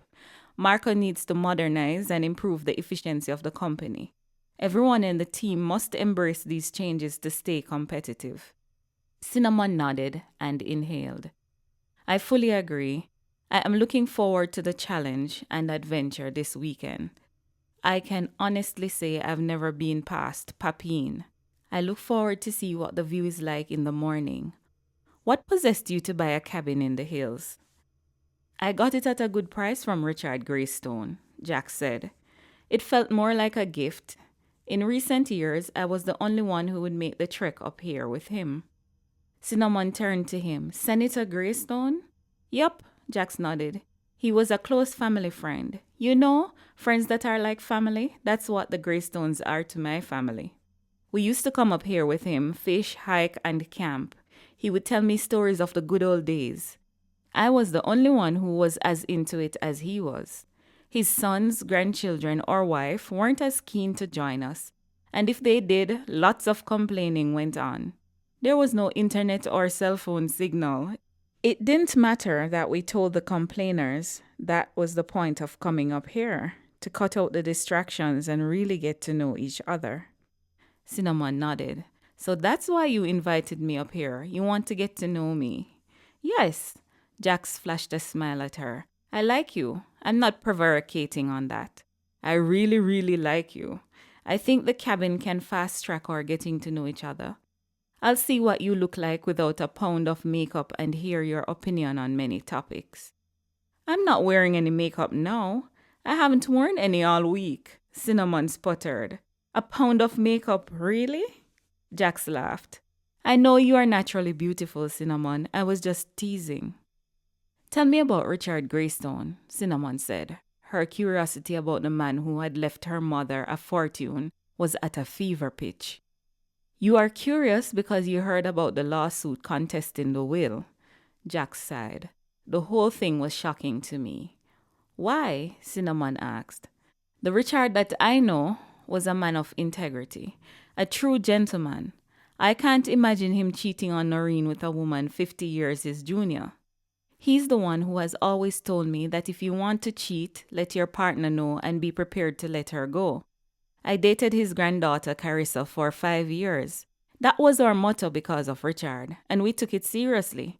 She wanted to cheat, so we broke up. Oh, I didn't know that, Cinnamon said. Yes, Jack sighed. We were engaged and lived together for 2 years. Early last year, Richard took me aside at the New Year's Eve party that Greystone Wines throws annually. He said, You do not want to marry Carissa, or you would have by now. Do not settle with her. You'll be 1,000 times happier, and she will be too. You're not supposed to work so hard at loving someone that it's exhausting. It's supposed to flow naturally. You're supposed to want to be around them all the time. Miss them when they leave, and every day thank God that you found them. Oh, wow, Cinnamon said. I assumed he was talking about him and Noreen. They've been married for so long and have a good partnership going, Jack said.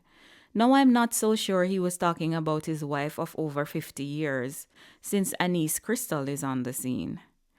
Cinnamon cleared her throat. What do you think about her? What is there to think? Jack shrugged.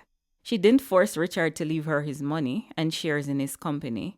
I know that Richard was not a man who was easily persuaded to do anything he didn't want to do. He must have had her in high regard. I don't know why that may be, but he did. He had to. Cinnamon cleared her throat. That's the fairest assessment I've heard about the situation. Usually, people bring up her past, think she's a gold digger, paint her as some femme fatale who divided a family. I knew Richard Greystone, Jack said. I was probably closer to him than his own sons and grandsons. We spent quite a lot of time up here in these hills, just talking and ruminating about life. He wasn't some weak old man who could be easily snared by a woman. I know this much. Whatever Anise Crystal was to him, He had some emotions invested in her. As for the innuendos about her past as a prostitute, Jack snorted. I don't know if people realize they're describing a child who ran away from home and was selling herself as a prostitute. That should not be sensationalized in the least. All of the adults in her life should have been locked up for whatever drove a child to that state. And it doesn't take a genius to see that her early life contributed to her cycling through partners. She was probably searching for that love she never got as a child. Maybe she got that acceptance with Richard. Not every relationship had to be sexual. Maybe she saw a father figure in him, who knows? Cinnamon smiled in the dark. This was the pivotal moment that she knew that she definitely and positively loved Jaxon Wilde. This response summed him up as a human being. He was a fair and balanced individual. She cleared her throat. What was the Greystone family like? Tight-knit. There are 3 sons, Nelson, Nicholas, and Nolan. 10 grandchildren and around 3 great-grandchildren so far. They run several businesses under the Greystone group of companies, so they have to work together. His sons' names all begin with N, Cinnamon chuckled. Well, his wife's name is Noreen, Jax mused. It makes sense. Were they in love? Cinnamon asked. I thought so. They have been together forever, Jack said. They were good friends and partners. Their offices were side by side. I don't think Noreen gets enough credit for building the Greystone brand. She kept it all together, especially when Richard went into politics. However, she has been delegating more of the company's operations to the grandchildren. I guess she's semi-retired. My best friend Leo was recently put in charge of the Spice and Stone wine division. That was Richard's baby. Spice and Stone, Cinnamon murmured. Greystone's flagship wine started nearly 60 years ago, was originally called Spice Stone Wines. They produce aged, full-bodied wines with a rich blend of spices that give them a distinctive flavor. Richard was always passionate about the art of winemaking. You are in for a treat. The cabin has a wine cellar with wines from 40 years ago.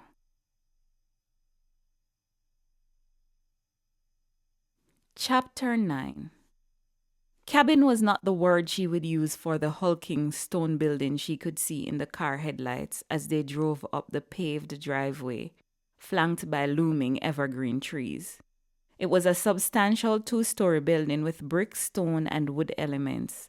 The front door was a heavy wooden door, and it seemed as if it had a wraparound porch.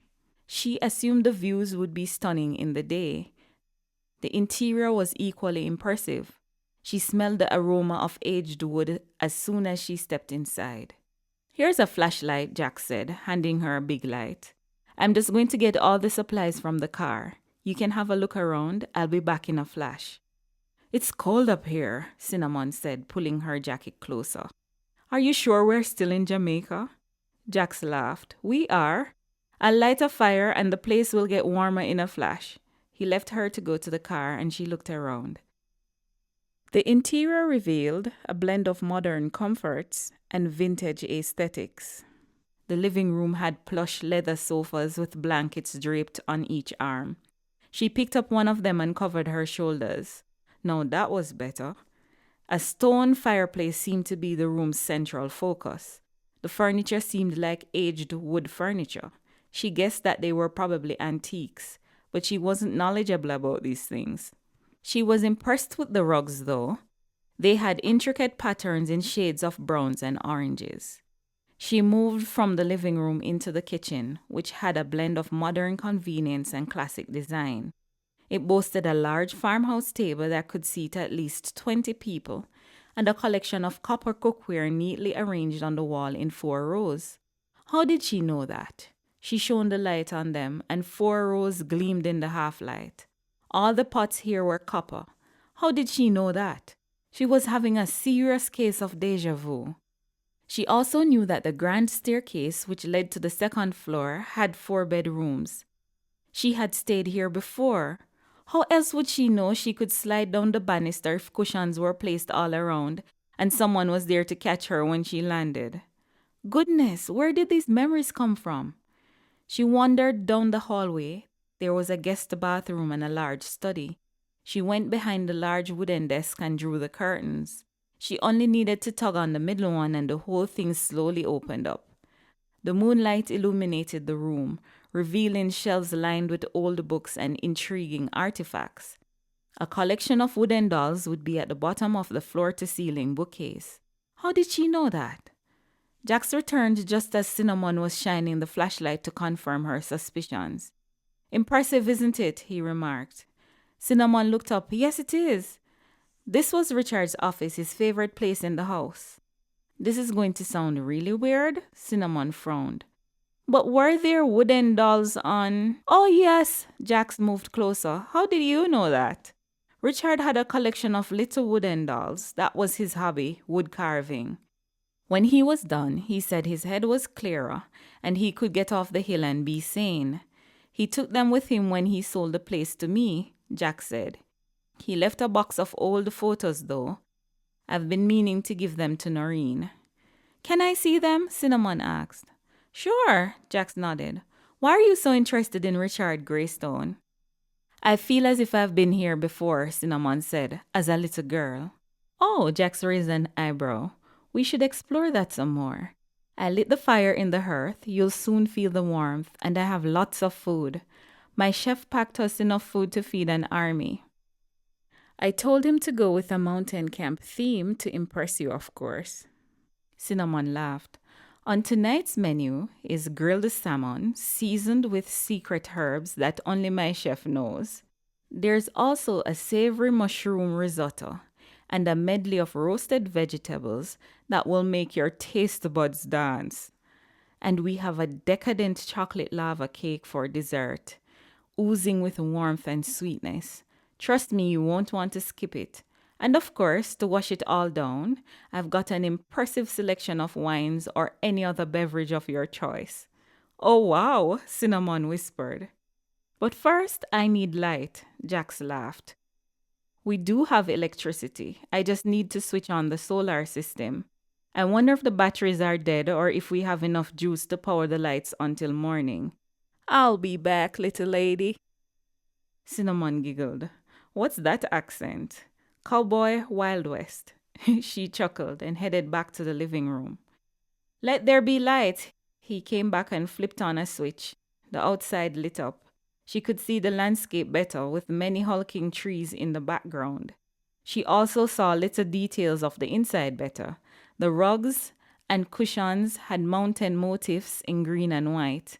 The plush settees were dark brown. "Do you need any help?" Cinnamon asked. "No, I have it all planned out," Jack said.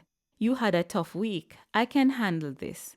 He set the table, placed 2 fat electric candles in the center, and started taking out the food from the warmers. The aroma of the food filled the air. Cinnamon's stomach growled in response. "What am I missing?" Jax asked. "Oh," he snapped his fingers. "Music. Don't go anywhere. I have a little portable CD player in the study."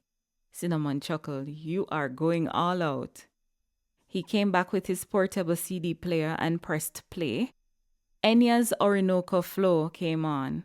"Oh, goody!" Cinnamon clapped her hands. "Love it." "I'm happy you do, because this CD is filled with Enya's greatest hits." Jax pulled out a chair for Cinnamon. "I hope you enjoy the meal, madame. It's not every day I get to host someone as special as you." Cinnamon sat down. "This is perfect." Jax smiled. No words needed to be said. They hiked in the surrounding hills of the cabin. The morning was bleak, so they chose an easy trail. It, too, felt familiar to Cinnamon. She didn't say that to Jax, though. She didn't want him asking questions about her familiarity with the place. She had a sneaky suspicion that she had been here before, with her mom and Richard Greystone. Maybe this was their lover's hideaway. Why couldn't she remember anything more, though? She couldn't remember the people she was here with, just a lingering familiarity when she went to certain places. The surrounding hills were beautiful, a mesmerizing combination of greens. The morning mist clung to the hills, lending an ethereal quality to the landscape. Cinnamon's thoughts swirled as she walked, captivated by the beauty of the hills, but also haunted by the elusive fragments of her past. She stole glances at Jax. He had a hint of a morning stubble, adding a little ruggedness to his handsome face. Being here with him right now just felt right. It's as if she had known him for centuries instead of days. They stopped at the apex of the hill they had just walked up. They could see the cabin in the distance and other houses dotting the top of the various hills. It was indeed the perfect hideaway. Jax tucked her hands into his. I never get tired of this view. Cinnamon nodded. I see why you like it. The air up here is so pure. I slept like a baby last night. I feel lighter, happier, as if the city below us was tying me down somehow. That's exactly how I feel. Jax curled his fingers over hers. We should come up here as often as we can. We're quite compatible, Cinnamon Cooper. I kissed you and I knew. He turned to her and cupped her face in his hands. But no kissing this weekend. We'll see how compatible we are outside of that. Cinnamon smiled and reached up, kissing him briefly on his lips. You are a breath of fresh air. I can't believe you are real. I could say the same thing about you, Jax smiled. How is it that you have reached 24 and I'm the first one to kiss you? What's the catch? Do you turn into a 7-headed monster in the night? Cinnamon laughed. No. The Catwoman? Oh no, Cinnamon laughed. I think there is someone for everyone, and you just need to stand still and you will find your person. I don't have to kiss all the frogs to find the one. I agree, Jax nodded. Chapter 10. They visited the wine cellar, where there was quite an extensive collection of wines. How do the older wines taste? Cinnamon asked, perusing the selection. I think I read somewhere that wines are better in the 5 to 7 year range. Jax nodded. It depends on the winemaking process. Some wines are best enjoyed within the 5 to 7 year range, while others, especially those with more robust tannins and complex flavors, can benefit from extended aging. The older wines, well beyond a decade, offer a different experience altogether. They develop a maturity and depth that connoisseurs often appreciate. This one is 58 years old. It is called the Rosemary Ruby. It's a rare gem, Richard's favorite, Jax explained. Cinnamon gasped. That's my grandmother's name. Maybe it's a coincidence, Jax said. He named his wines from spices and stones. Hence the name Spice Stone Wines, Cinnamon murmured. But something was not adding up. Her mother's name was Anise Crystal. Her name was Cinnamon Jade. Her sister's name was Cayenne Onyx. And her grandmother's name was Rosemary Ruby. What a weird coincidence. Something was odd here. She wanted to point it out to Jax, but thought better of it. She may sound crazy, and linking her grandmother to Anise Crystal wouldn't take a genius to put things together after that. Does he name other wines? Cinnamon asked. Not many, Jax said. The Rosemary Ruby is still the star in the Spice Stone series. There's also a Ginger Diamond and a Clove Amber. You know what? Let me get the Clove Amber. You will love it. It has the warmth of cloves and a subtle amber hue. Jax disappeared for a moment and returned with a bottle that seemed to glow in the ambient light of the cellar. Cinnamon examined the label with interest. Clove Amber. Love the name. You love the taste too, Jax grinned. Let's go. He poured a small amount into glasses when they reached the kitchen. The rich aroma of cloves wafted through the air.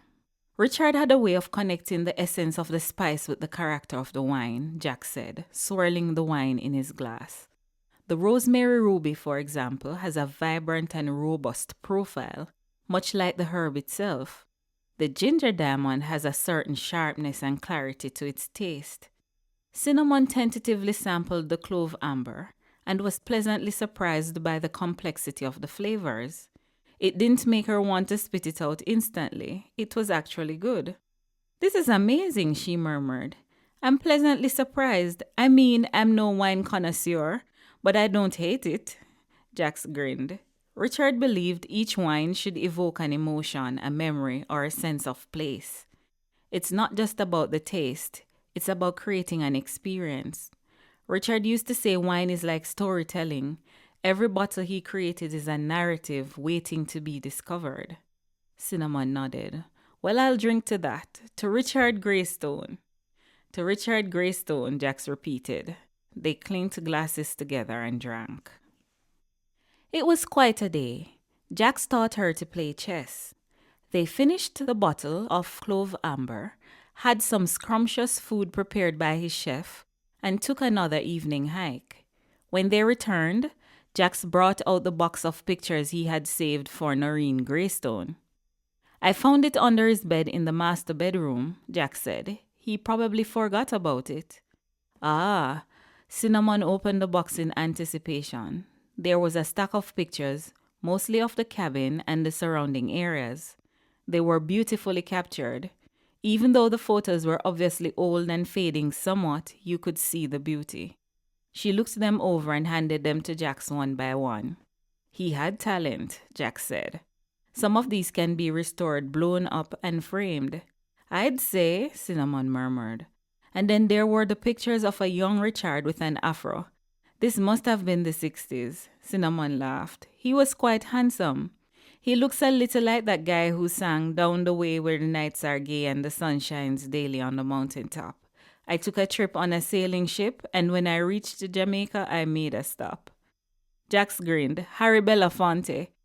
But you don't know the words for the rest of the song. I do know it, Cinnamon said.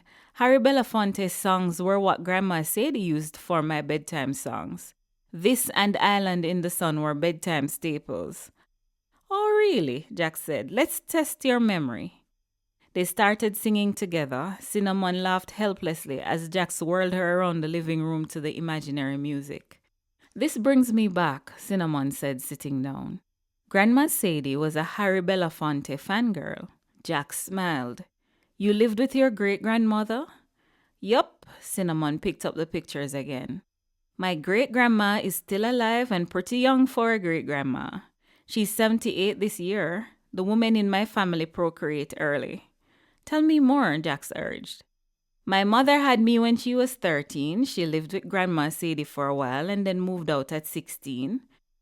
Grandma Sadie was too strict and suffocating for her. What about her own parents, Jax asked. Where were they? They were around. What is it? Jax asked.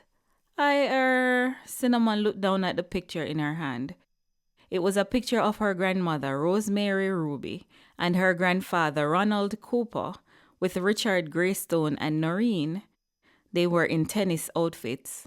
The Coopers were an obviously younger couple, but they all looked great together. She knew how her grandparents looked when they were younger because of the wedding picture Grandma Sadie had at the back of the bookcase in her room. Cinnamon had once stumbled across it and taken it out of what she assumed was unintentional hiding. Her grandmother had promptly put it back even further into her busy bookcase. They looked a little bit like this. Rosemary's hair was long, thick, curly, and in a high top knot, and Ronald had an afro. You look like you've seen a ghost, Jack said. Well, Cinnamon handed him the picture. That's Richard Greystone, his wife, and my grandparents. You were just asking about them. Your grandfather's name was Ronald Cooper, and your grandmother is Rosemary Ruby Cooper? Jax asked. Cinnamon nodded. I knew the wine Rosemary Ruby was not a coincidence. I'd say, Jax nodded, I think Noreen's maiden name was Cooper. Is that so? Cinnamon shook her head. What a coincidence. Cinnamon hastily flipped through the pictures to see if there were more. There were many more pictures, but none of the Greystones and the Coopers posing together. The remaining pictures were mainly of her grandmother in various poses. Most of her dresses were short, the style of the times, and she wore chunky platform shoes that emphasized her long legs. Cinnamon smiled.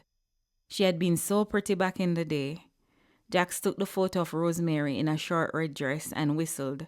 Your grandmother was gorgeous. Cinnamon nodded. I want to be as desirable as her when I grow up. You saw her at the restaurant. She's still hot. There was writing on the back of the picture. It read, Valentine's Day, 1984. Love always, Rosemary. Had she sent it to Richard? Cinnamon swallowed, hastily giving Jax the other picture so he wouldn't notice the writing on the back.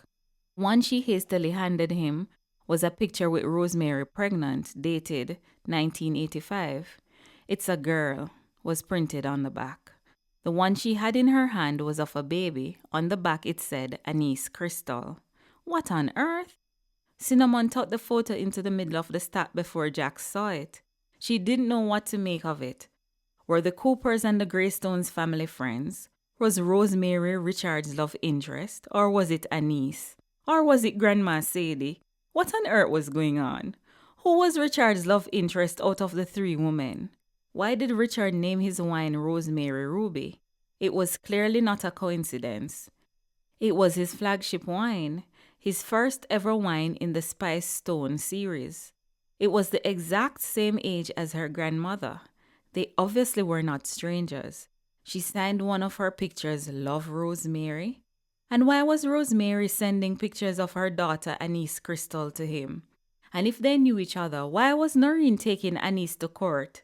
And what of her own memories of this place? When had she actually come here? I have some serious questions for my grandmother, Cinnamon murmured. Jax looked at her. They were probably family friends and lost touch through the years. It happens. But what about the naming of his wine, Rosemary Ruby? It is the same age as Rosemary Ruby Cooper Laundry, my grandmother. Jax nodded. You have a point. Cinnamon sighed. Can I get the whole stack of pictures? Noreen has no use for them, or Richard wouldn't have left them here. Sure, Jax nodded. Want to play another game of chess or bathe in the stream nearby? In this coldness? Cinnamon shook her head. Chess it is. Jax laughed. And I think we should sample a bottle of Rosemary Ruby to take your mind off this puzzle. Oh yes, I am in, Cinnamon nodded. Chapter 11. She couldn't think of anything else for the rest of the weekend. Her mind churned with the mystery. She had even jotted down a timeline on a piece of paper this morning while Jax had gone fishing. Richard Greystone had been 80 years old when he died. Her grandmother Sadie Guthrie was currently 78, and she had never married. She had lived with Matthew Copeland until his death nearly 30 years ago. When she was 20, they had Rosemary Ruby Copeland together. That would have made Richard Greystone 22 at the time. They were in the same age range. It was also the same year he started his wine company, when Rosemary was born, and he named his flagship wine Rosemary Ruby. Had he known of her? That was the big coincidence, number one. Another coincidence was the pictures of Rosemary with her first husband, Ronald Cooper, Noreen, and Richard. Obviously he knew her. They were friends, and they even played tennis together. And then there were the pictures of Rosemary alone. Those poses were sultry and suggestive. Added to that, they were signed with love, now and always. Was that romantic? It definitely felt that way. And why did Rosemary name her daughter Anise Crystal? The same stone and spice theme that she was named herself. Then there was big coincidence number 3. Richard left a significant portion of his money to Anise. Anise said sleeping with him would be gross, so what was the link? Cinnamon fretted about it all the way back to Kingston. She toyed with the idea of talking about it to Jax, but she held back. What's bothering you? He asked. He had picked up on the fact that her brain was churning a mile a minute. I was thinking about my grandfather, she said. And that was the truth. Rosemary's first husband, Ronald Cooper, was in several pictures. It had been nice to see pictures of him. He was a handsome, fair-skinned, muscular guy. He looked like a catch back in the day. It was the first time she had seen him besides that picture in Grandma Sadie's house. No one talked about him.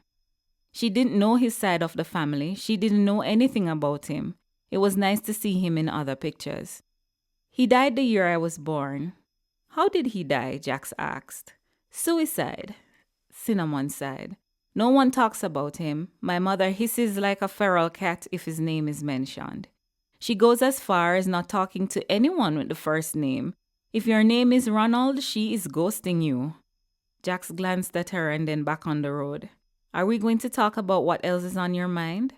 Like what? Cinnamon looked at him. Like the fact that your mother is Anise Crystal, Jax said, and you are afraid to tell me. You know, Cinnamon gasped. It wasn't hard to figure out, Jax said. I'm shocked it took me 2 days to get to it. You look a lot like her. And there is the spice and stone motif in your names. It's hard to miss. I omitted to tell you this, but Richard had a wine in his private collection that has never been released, called the Anise Crystal. It's 38 years old. He sits in his study and drinks it and cries. Cinnamon gasped. That's not all. 24 years ago, he released a limited edition Cinnamon Jade. It's one of his best wines, in my opinion. It has notes of warm cinnamon and then a cool mint. I brought back 2 bottles with me in the back. I wanted you to taste your namesake. Cinnamon didn't know what to say. Whatever went on with the women in your family and Richard Greystone had to be intense, Jack said. He told me once that there was an event in his life that almost drove him mad, and that it was all his fault. I wonder what that was, Cinnamon said. I don't know, Jax looked at her. But whatever it is, doesn't affect how I feel about you. He squeezed her hand. We can get through this, right? I think we have the makings of something strong. Oh, Jax, Cinnamon squeezed back his hand. I think we do. Long after he dropped her home and she sat in the dark living room, she felt that squeeze of reassurance. She picked up the phone to call her mother. Mom, Cinnamon said when Anise answered. How are you? I'm okay, Anise said. How are you? She sounded low. Cinnamon hated to start questioning her about the past. She knew how Anise got when the past was mentioned. I went with Jax to his cabin in the hills. That's great, Anise said. You finally have a boyfriend.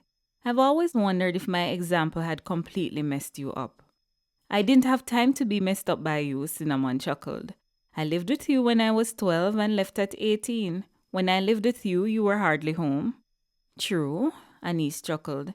I was going through my traveling phase then, but I got you the best nanny money could buy. Mandy was a good nanny, right? The best, Cinnamon said.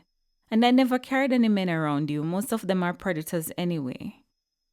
There are good men around, Cinnamon said. I called because I saw some photographs today at Jax's cabin. He bought it from Richard Greystone.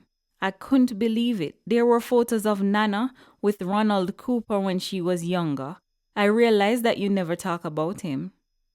There's a reason for that, Anise said as if she were choking. Did you know that Richard Greystone has a wine named after Nana Rosie, you, and even me? Yes, Anise growled. Why is it such a secret? Cinnamon started talking faster. She could practically feel Anise bristling over the phone. Ask Rosemary, Anise said, her voice clipped.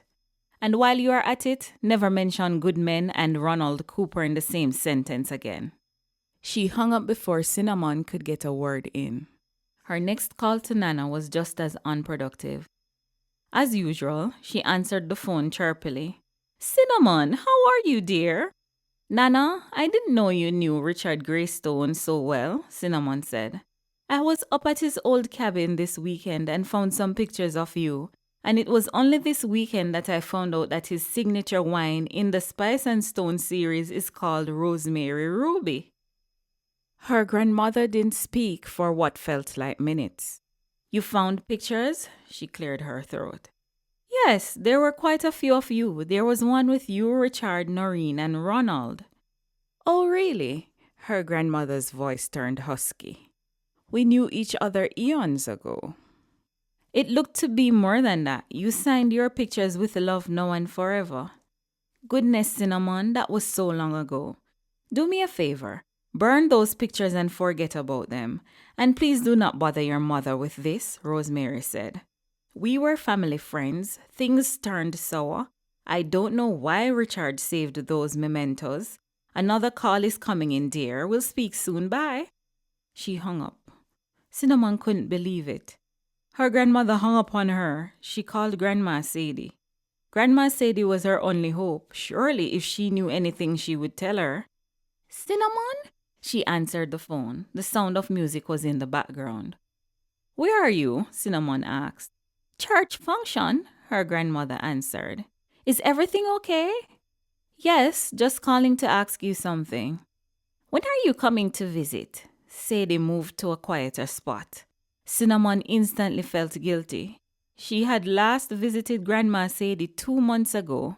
She tried to go every month and spend all day with her, but work commitments had made her visits sporadic.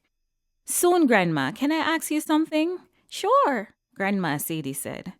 Do you know Richard Greystone? Yes, Grandma Sadie said. Did you know he was friends with Nana Rosie?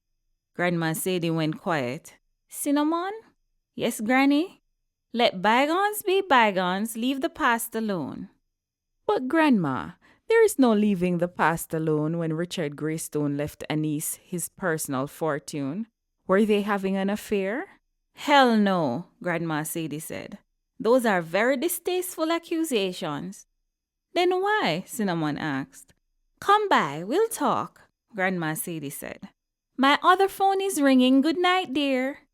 Good night, Grandma, Cinnamon said faintly. She didn't hear any other phone ringing, and since when did she have a second phone? She had been stonewalled by the women in her family. Cinnamon snorted. What were they hiding? She couldn't wait until Cayenne got home.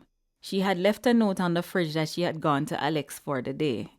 Cinnamon bathed, made some tea, and was about to watch a movie to take her mind off the intrigue in her family life when Cayenne got home. You have to tell me everything, Cayenne said as soon as she walked in. Did you do the deed and use up all of the condoms? How was it? No, we didn't do the deed. Cinnamon shook her head. Oh, Cayenne made a face. I was hoping for a juicy story. We had non-sexual fun though, Cinnamon said. I have a juicy story for you. I discovered that Jax bought the cabin from Richard Greystone and I found this. She handed the box of pictures to Cayenne and hovered over her as she looked through them. Oh my, this is Nana Rosie. Yes, our dear Granny. Cinnamon nodded. What do you think of it? They were friends? Cayenne said. And? Cinnamon raised an eyebrow. And they were very, very, very good friends? Cayenne shrugged. I don't see where's the mystery. He named wines after us. His flagship wine brand is Spice and Stone. What do all of our names have in common? Spice and Stone, Cayenne said doubtfully. Yes, Cinnamon nodded. Think, lady. He is in pictures with Nana Rosie. He left his personal fortune to Anise. She grabbed the bottle of wine that Jax had given her. What does this say? Cinnamon Jade? Cayenne widened her eyes. I can remember playing up there when I was a kid, Cinnamon shouted. I was up there. I don't remember that, Cayenne frowned. I was a baby. Maybe you weren't born yet. I'm assuming I was there because Richard wanted to see me. I don't know. I think we're related. You think he's your father for real? Cayenne whistled. My God. I don't know how we are related, Cinnamon said. He could be my great-grandfather, my grandfather, or my father. All of the women in the family tree above me could have had a run-in with him. I asked Anise about the pictures, and she hung up on me. I asked Nana Rosie about them. She sounded cross. I called Grandma Sadie. She said her other phone was ringing. 3 generations of women in this family, lying, obfuscating, and in general stonewalling me. I can't believe it. Cayenne chuckled. They're hiding something, and Anise is the weak link in that trio. Why Anise? Cinnamon narrowed her eyes. She has the least experience in keeping secrets, Cayenne mused. Grandma Sadie has 70-80 years of secrets, all neatly compartmentalized and locked down. Nana Rosie is a fortress. She's probably worse than Grandma Sadie. I need to know, Cinnamon said. So how do I work on Anise? You give her time. Cayenne smiled, and when she least expects it, you visit her, bring her a bottle of her favorite wine, sit and chat, and then you pounce. Has that ever worked for you? Cinnamon asked. Not always, Cayenne nodded. But it's worth a try. You have to let her feel less cornered. Don't mention the pictures, the cabin, Richard Greystone, nothing. Okay, Cinnamon nodded. I'll try that.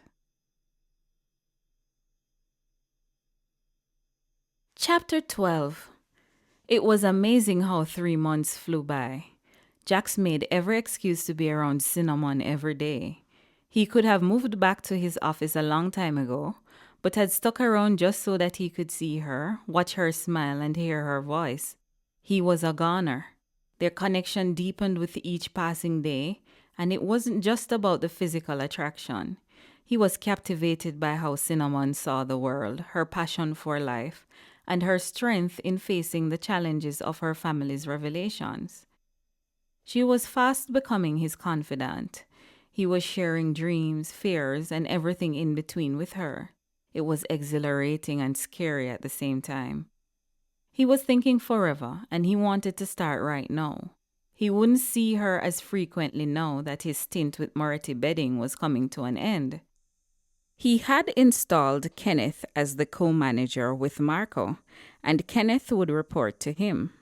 There was no need for him to stick around Moretti's anymore. The building was overhauled, additional staff were hired, and the parking lot didn't look like a junkyard anymore. He was going to miss seeing Cinnamon every day. It was getting even more difficult to keep his hands off her and maintain his slow approach. He had never craved so much contact with a woman. He needed to take the next steps, and that could be anywhere from asking her to move in with him to marriage. He liked the permanency and commitment that marriage would bring, the idea that they would become one. He was eager for that to happen, and he didn't think it was too soon. He had been in a relationship with Carissa for 5 years and never felt this urgency. His phone rang. "Can you make it for family dinner this evening, darling?" It was his mother. "Nelson and I have an announcement to make, and bring your girlfriend. I want to meet her." Jack sighed. Their honeymoon period away from family and friends was officially over. He didn't know how Cinnamon would handle this meetup. She was no closer to finding answers about her mother, Richard Greystone, or who her father was, and the women in her family were avoiding her questions. This would be throwing her straight into the lion's den. If this was a family party co-hosted by Nelson and his mom, then most of the Greystones would be there. He wondered if Cinnamon was up for it. He would cowardly text her and then wait for her response. "Family dinner at my mother's tonight at 7. I hope you can make it." She would be packing up to leave. It was Friday evening. He spun around in his chair and looked down at the city skyline. His offices had a view of the mountains and the city. He had not made it to the mountains in 3 months since they had last gone there together. He longingly looked at the undulating greenery in the distance. "We could take a trip to the mountains after," he texted back. "Wake up to the sweet mountain air." "Okay," she sent a mountain emoji. Excited about the mountain part, terrified about the dinner. He texted back, "You'll be fine. My mom will love you." A knock on his door had him looking up. It was Clive Green, his staff attorney, good friend, and shareholder in the Wilde Property Group of companies. When Jax had been in college for his first degree, Clive had just gotten his law degree. They met on campus in the school's admin office. They had both been waiting for documents and had struck up a conversation. Jax had told Clive of his dreams to invest in properties, and Clive had done all his legal work for free. "I believe in you so much," Clive had said. "I want shares in exchange for work done. I'll draw up a contract." He had been doing Jax's legal work ever since. He was a brilliant guy. He had negotiated contracts for multi-million-dollar deals, navigated complex legal landscapes with finesse, and played a pivotal role in the success of the Wilde Property Group. Their professional relationship had evolved into a deep friendship, cemented by mutual trust and shared aspirations. Clive was the definition of metrosexual. He was always sleekly dressed in tailored suits that accentuated his trim physique. He had perfectly coiffed dreadlocks with a slight sheen to them, and a subtle aroma of high-end cologne lingered in his wake as he stepped into the office. "Good, you are here," Clive said. "I just finalized the contracts for the St. Mary property. All our ducks are in a row. I spoke to Greystone's lawyers. They are satisfied with the terms." "Good," Jax nodded. "Thank you for your hard work. Here are the documents. Go through them thoroughly and let me know if you're completely fine with everything. It's not too late to change things." Clive handed Jax the documents and sat across from him. "My mother's throwing a birthday party for me tonight on the rooftop. The very first party in the new Wilde building. You should stop by if you have nothing better to do." "Last week was your 40th birthday," Jax said, "and I gave you 40 bottles of Rosemary Ruby from my vintage wine collection. I will never ask you to choose a present again. Your tastes are too refined." Clive laughed. "Livy and I busted out a couple for a dinner party we hosted, and would you believe it? People were asking me to give them a bottle to take home. I'm offended at their audacity." Jax chuckled. "You shouldn't have told them how many you had." "I don't know if I'll be able to make it to your party, though. My mom is having a family get-together." "Ah," Clive nodded. "She and Nelson will announce the wedding date." "Maybe," Jax shrugged. "It will be my mom's 4th marriage, his 3rd. I hope they last. They don't have good track records concerning relationships. If they don't last, I don't want any repercussions on the business side of things." "Once he signs the contracts," Clive said, "there is no turning back. I wrote those documents with that in mind, even put it in a little clause." "Good," Jax nodded. "While we're talking about the Greystones," Clive said, "I heard from their legal department that they are launching a new wine called the Anise Crystal." "They are?" Jax raised his eyebrows. "So Leo didn't tell you?" "No," Jax shook his head. "Richard Greystone worked on it for years and wanted to launch it this year. He died before he could, and today Noreen withdrew her lawsuit against Anise." "Oh," Jax murmured. "I wonder what changed." Clive chuckled. "Imagine if I had stuck things out with Anise, I would have been married to an heiress." Jax laughed. "You were in a relationship with Anise Crystal?" "Oh yes," Clive nodded. "When she was 12 and I was 14. It was all innocent. We were each other's first love. I wonder what my mother will say now when she hears that Anise Crystal has her own wine and shares in the Greystone dynasty." "She'll say, 'That's nice,' and keep it moving." Jack smiled. It was a short walk to the residential building next door. He had not bothered to drive. It was a golden evening, the sun casting long shadows across the pavement as it dipped below the horizon. He entered his building and crossed the foyer, the soft glow of the chandeliers casting a warm ambience. The concierge nodded in greeting, and he headed to the bank of elevators. "I haven't seen you for weeks now," Leo said behind him. "We haven't played squash in months." Jack turned to him and smiled. "Do you want to play a game now I'm free?"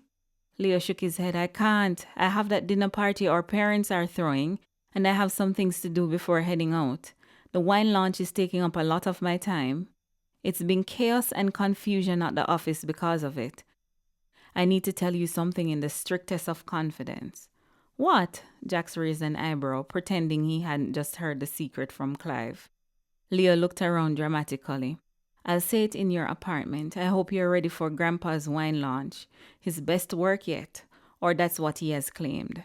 He warned us to proceed with the launch even if he was not around." "When is it again?" Jax asked.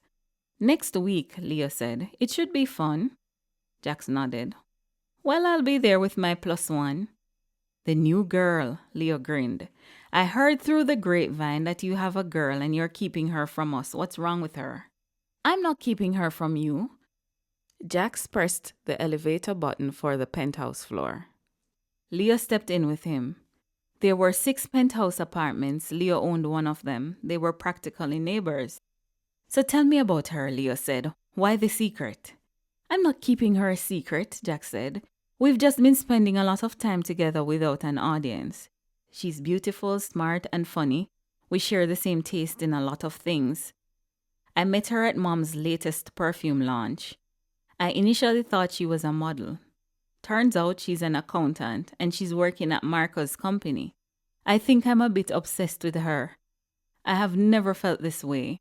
Kissing her is a journey on its own. I'm actually thinking of marriage, children, and happily ever after. I'm thinking long term. This seems serious, Leo raised an eyebrow. It's the first in 30 years I've heard you talk like this. You never used to wax poetic like this about Carissa. I know, Jax mused.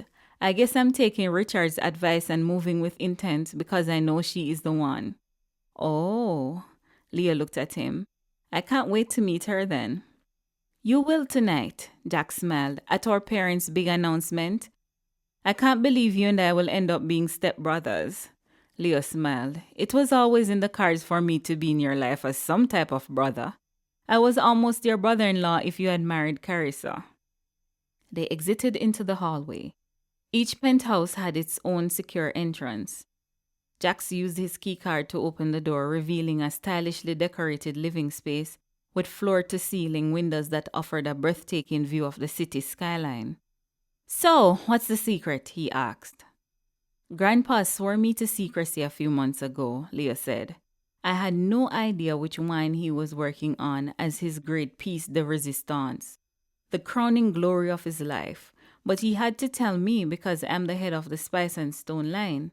I had to okay the label design and marketing strategy and plan the promo party. But then I was like, fine, nice name. And then he died. And then there was confusion. And now? Leo headed for the bar, a centerpiece in the elegantly decorated living room. The soft glow from the nearby city lights filtered through the windows, casting a warm ambiance. Jax joined him at the bar, pouring himself a drink as well. Confused about the wine or something else? Jax inquired. Leo sighed, taking a thoughtful sip. About everything, I guess. The name of the wine is Anise Crystal. Jax nodded. It doesn't surprise me. He had a limited edition of that one at the cabin. He would sit and drink it and cry. I always pretended I didn't see him crying. Now I wish I had asked questions. Leo sighed. He recorded a video for Grandma and she got it today. She is withdrawing the lawsuit. I am thoroughly confused. There is a video that he will only allow to be released at the launch. His lawyers have that under lock and key as well. And get this, I'm supposed to invite Anise Crystal as a guest of honor. How am I going to accomplish that? She doesn't answer any correspondence from the company. The lawyers have been trying to get a hold of her for months. I know someone who knows her pretty well, Jack said. Well, okay then. Leo's phone rang. He answered it and then looked at Jax. Please help me get in touch with her. I will have to take this. I don't know why my dearly departed grandfather created so much drama. Oh, and whatever you do, do not mention the word Anise Crystal around my dad. He gets testy when he hears her name. That is also quite strange. Chapter 13. It was her second time at Davina Shea's house, but her first time being inside. Cinnamon had worn a red turtleneck dress with a little flare at the bottom. She had kept her makeup minimal and her hair slicked back in a long ponytail. You look edible, Jax whispered in her ear while standing at the imposing front door. His breath made her shiver. Cinnamon giggled. Stop, I'm about to meet your mom. I didn't meet her at the launch party because I spent all my time with you. My mom is cool, Jax said. She's laid back. He punched the doorbell and it opened almost instantly. Hello, my love, Davina said brightly. She hugged Jax and then looked at Cinnamon, her eyes wide. You look exactly like Anise Crystal. Has anyone ever told you that? Yes, Cinnamon nodded. She's a gorgeous woman, Davina hugged her. And so are you. Mom, this is Cinnamon Cooper. She came to your perfume launch a couple of months ago. That's how I met her. She also works at Moretti Bedding as an accountant. Ah, Davina smiled. Well, come on in. It's great to meet you, Cinnamon. Almost everyone is here already in the family room. Nelson was running late and we were just about to serve hors d'oeuvres. Some people are arguing politics, religion, and the latest news, and some of us who just want to be at peace are playing various board games. It's not a formal setup. Make yourself at home and have fun. Cinnamon felt instantly at ease. Davina was masterful at that. Leading the way in her flowing kimono, her strides graceful and confident. Jax held her hand warmly and reassuringly. They followed Davina through the elegant foyer into the warm glow of the family room, where the air was filled with the tantalizing aroma of freshly prepared appetizers. There were about 30 people in the great room, scattered in groups. As they entered, the chatter subsided momentarily as eyes turned toward the newcomers. Davina proudly introduced Cinnamon to the gathering. Everyone, this is Cinnamon Cooper. She's Jax's girlfriend. She works at Moretti Bedding with Marco. Cinnamon has saved my business more than once, Marco waved, sitting in a chair with his son on his lap. And she's my bestie, Ella said, getting up from her Monopoly game and coming to hug Cinnamon. Don't hog all her attention, Ella, Davina joked. We are all eager to get to know her. Ella laughed. Okay. Cinnamon breathed a sigh of relief. There were familiar faces. Let me introduce you around, Jax said, after she and Ella chit-chatted. My friend Leo is dying to meet you. He is on the patio and waving me over every 2 seconds. You didn't say your girlfriend was a dead ringer for Anise Crystal, Leo said as soon as they walked onto the patio. I had to do a double take. Jax smiled. Cinnamon, meet Leo Greystone, my oldest and best friend. They shook hands. It's lovely to finally meet you, Leo said. I should have known that Jax was hiding you from us because he didn't want competition for your affections. Cinnamon smiled. Or he didn't want us to know that he's fraternizing with the enemy, a lady said drolly, from a chair near them.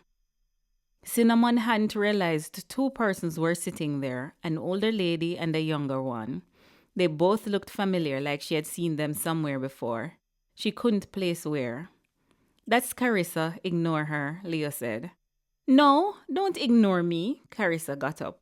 Who are you to Anise Crystal, and why did Jax take you to a family gathering when he knows how dangerous you are to my family? Cinnamon took a step back into Jax's arms. Carissa was advancing on her slowly like she was about to do her harm, a hateful glare in her eyes. Jax wrapped his hand around her. Carissa, back off. Carissa stopped and looked behind her. Can you believe this, Grandma? Barely. You're acting quite jealous, and I know it's not on my behalf. The lady got up, tall and elegantly dressed in a manner that seemed timeless. Her silver hair cascaded down her shoulders, and her piercing brown eyes hinted at mischief. She assessed the situation with a subtle smile, an air of confidence surrounding her. Well, who do we have here? She remarked, her voice a mix of amusement and curiosity. Jax, my dear, it's lovely to see you defending your date from the viciousness of your jealous ex. Carissa snorted. I'm not jealous of Jax. I just don't want to see him happy with a pretty girl and looking in love and content. I want him lonely and dejected so that I can feel better. Always honest to a fault, Jax chuckled. Cinnamon, meet Carissa Greystone, my ex-girlfriend, and her grandmother, Noreen Greystone, my honorary grandmother. Cinnamon held out her hand to Carissa, who shook it and gave her a smile. Sorry about earlier. When she extended her hand to Noreen, she hugged her instead. It was so unexpected. She was enveloped in a cloud of perfume. You sweet, sweet girl. Noreen pulled away from her and studied her face. It's a pleasure to meet you as an adult, Cinnamon. You were such a pretty little girl, a chubby-cheeked little munchkin. Everyone gasped. Cinnamon knew her mouth was open. Noreen knew her as a baby? Your grandmother, Rosemary Ruby, was my sister-in-law. That made sense, Cinnamon mused. Jax had said her maiden name was Cooper. Oh, snap, Leo murmured beside her. Rosemary Ruby is a person? She is, Noreen smiled. My youngest brother, Ronald, was married to her for 12 years. We threw the wedding in the backyard at our house. When Rosemary had Anise, I was the one who named her Anise Crystal. Then our families were fractured because of the accusations. But that's another topic for another time. You named my mom? Cinnamon whispered. Yes, I did, Noreen nodded. Richard even had a limited edition wine made in her honor. Just 1,000 bottles. Wait up! Carissa was the one who spoke, echoing all their thoughts. What? Grandma, weren't we taking Anise Crystal to court? Not anymore, Noreen said. I was operating under the assumption that Anise was not a Greystone. I was mistaken. Your grandfather left me a video? And what a video it was. I wish he could have told me what was in it when he was alive. Anise would have had her rightful place in this family, and you, my dear Cinnamon Jade, would have been welcomed and cosseted by the Coopers with open arms because you are my family too. I don't understand, Cinnamon whispered. I know, Noreen said. Unfortunately, your grandmother and mother's story is not my story to tell. Apart from being not privy to certain details, I just found out today what really happened in the past. Richard made a video he wanted to share with all the family and shareholders. I don't want to preempt that. Hopefully, you and your sisters will be there for it. Leo nodded. I've been trying to get in touch with Anise, but to no avail. She doesn't answer company mail. I'll talk to her, Cinnamon said huskily. Well then, she turned to Jax. Let's not be wet blankets. I think your parents are going to announce a date for their marriage. I hope to God this is their last one. It had been quite an evening. Jax's family, the Greystones, everybody had been nice except Nelson Greystone, who glowered at her all evening. He and Davina had announced their marriage date. It was to be a New Year's Day ceremony in Nelson's backyard. But she had so many questions lingering about her side of the family, it was driving her slightly mad. She admitted as much to Noreen, who came over to talk to her several times during the evening. You know what? Noreen said. Let's take a picture. Send it to them, caption it family with a question mark, and see what happens. We need to grin really wide. They did just that. They took the picture and she sent it to Anise and Nana Rosie. Did they respond? Jax asked when she got in the car. I just hit send, Cinnamon grinned. That went well, Jax said. Everybody seems to like you.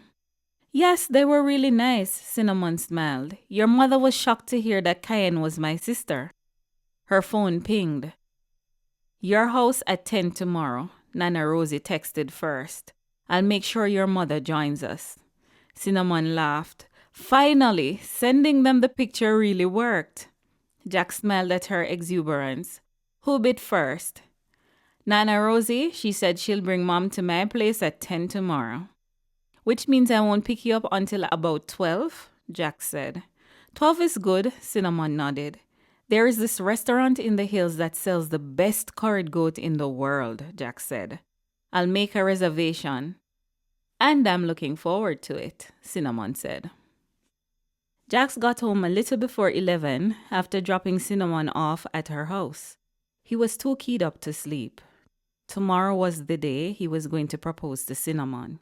He loved her, and he didn't want a long engagement. He didn't want to wait nearly 30 years until she came to her senses, as Nelson had said. Nor did he want them to be perpetually engaged like he had been with Carissa. Unlike that relationship, he was sure about this one. There was karaoke going on in the residence lounge. One of the residents was singing Forever Young. Normally, Jax would join, but he spotted Nelson staring down into a glass of wine at the bar area. That was odd. Nelson rarely spent time at his apartment in the Wilde building. He had been an investor, but he had so many other homes. When he had reserved an apartment for himself here, Jax had never thought he would use it for personal reasons. He sat beside Nelson at the bar. I thought you would be in bed with my mom now. You two just announced your happy news, Jax said. She broke up with me, Nelson replied. Jax widened his eyes. Why? I told her something, Nelson inhaled, and then we had a blazing row. Oh, Jax said. I can't take sides here. I know, Nelson said. We'll sort this out. This isn't our first row. I mean, I expected the blow up. I told her she drove me crazy when she married that last guy. I thought that would have been our time, and then I told her I even dated Anise Crystal in desperation to get her attention. I didn't know that, Jack said. At this point, it seems as if Anise has dated all the men in the 1%. Nelson laughed. I didn't have sex with her, never got a chance to. My dad found out about us and lost his mind. I had never seen him so angry. It was epic.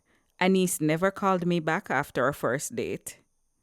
I guess that got to her. I don't know what they had. The latest wine is dedicated to her, Jack said. I heard, Nelson nodded. Jax, Nelson, it was Livy Green, Clive's wife. Clive's party is still going on upstairs. You both must show your faces.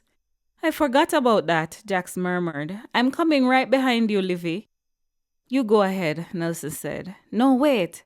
I've been trying to poach Clive from you for ages.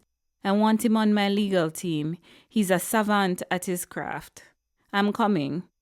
Jax laughed. Chapter 14.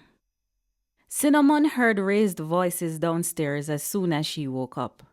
Her mother and grandmother had obviously arrived. She put the pillow over her head. Her nana had said 10 o'clock.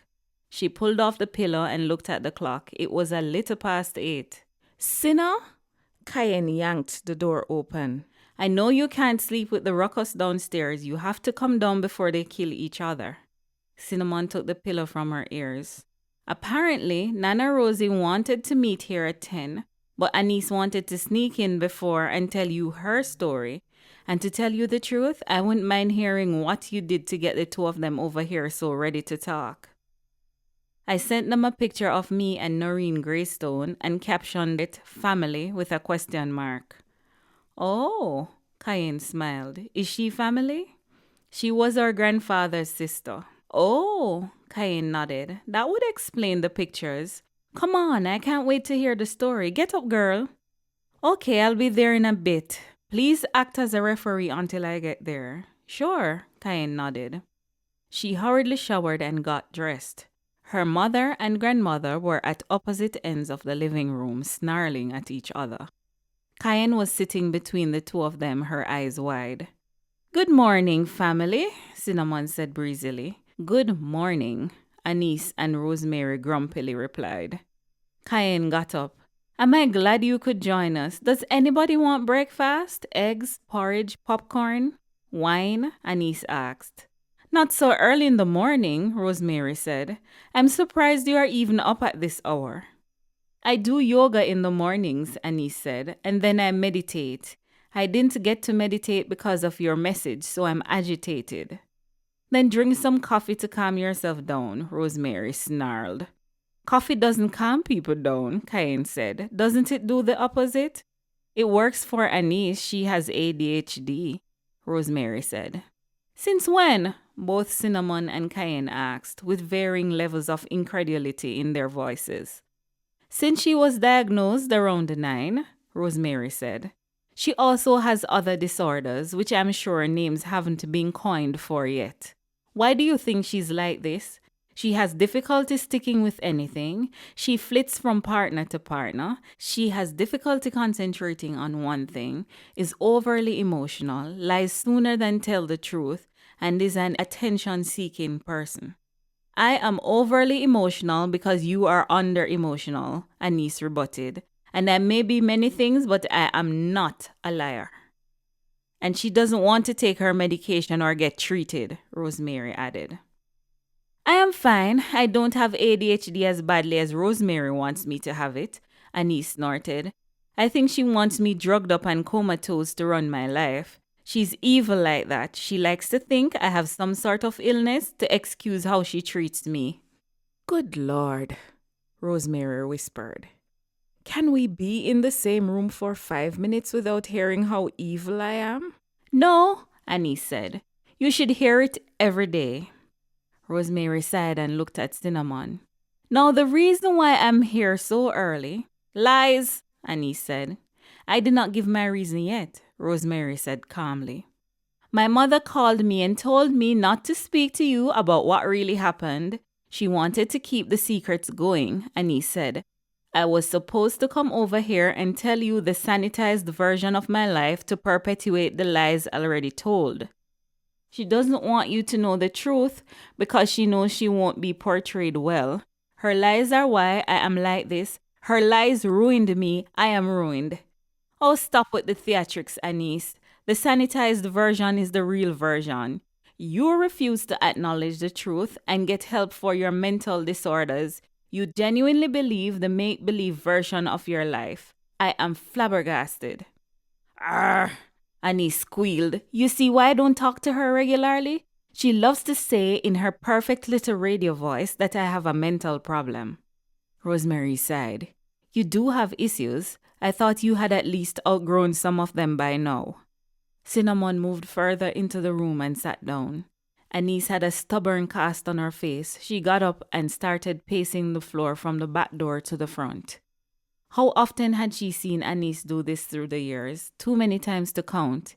It was as if she couldn't sit still for long periods of time or focus on any one thing to save her life.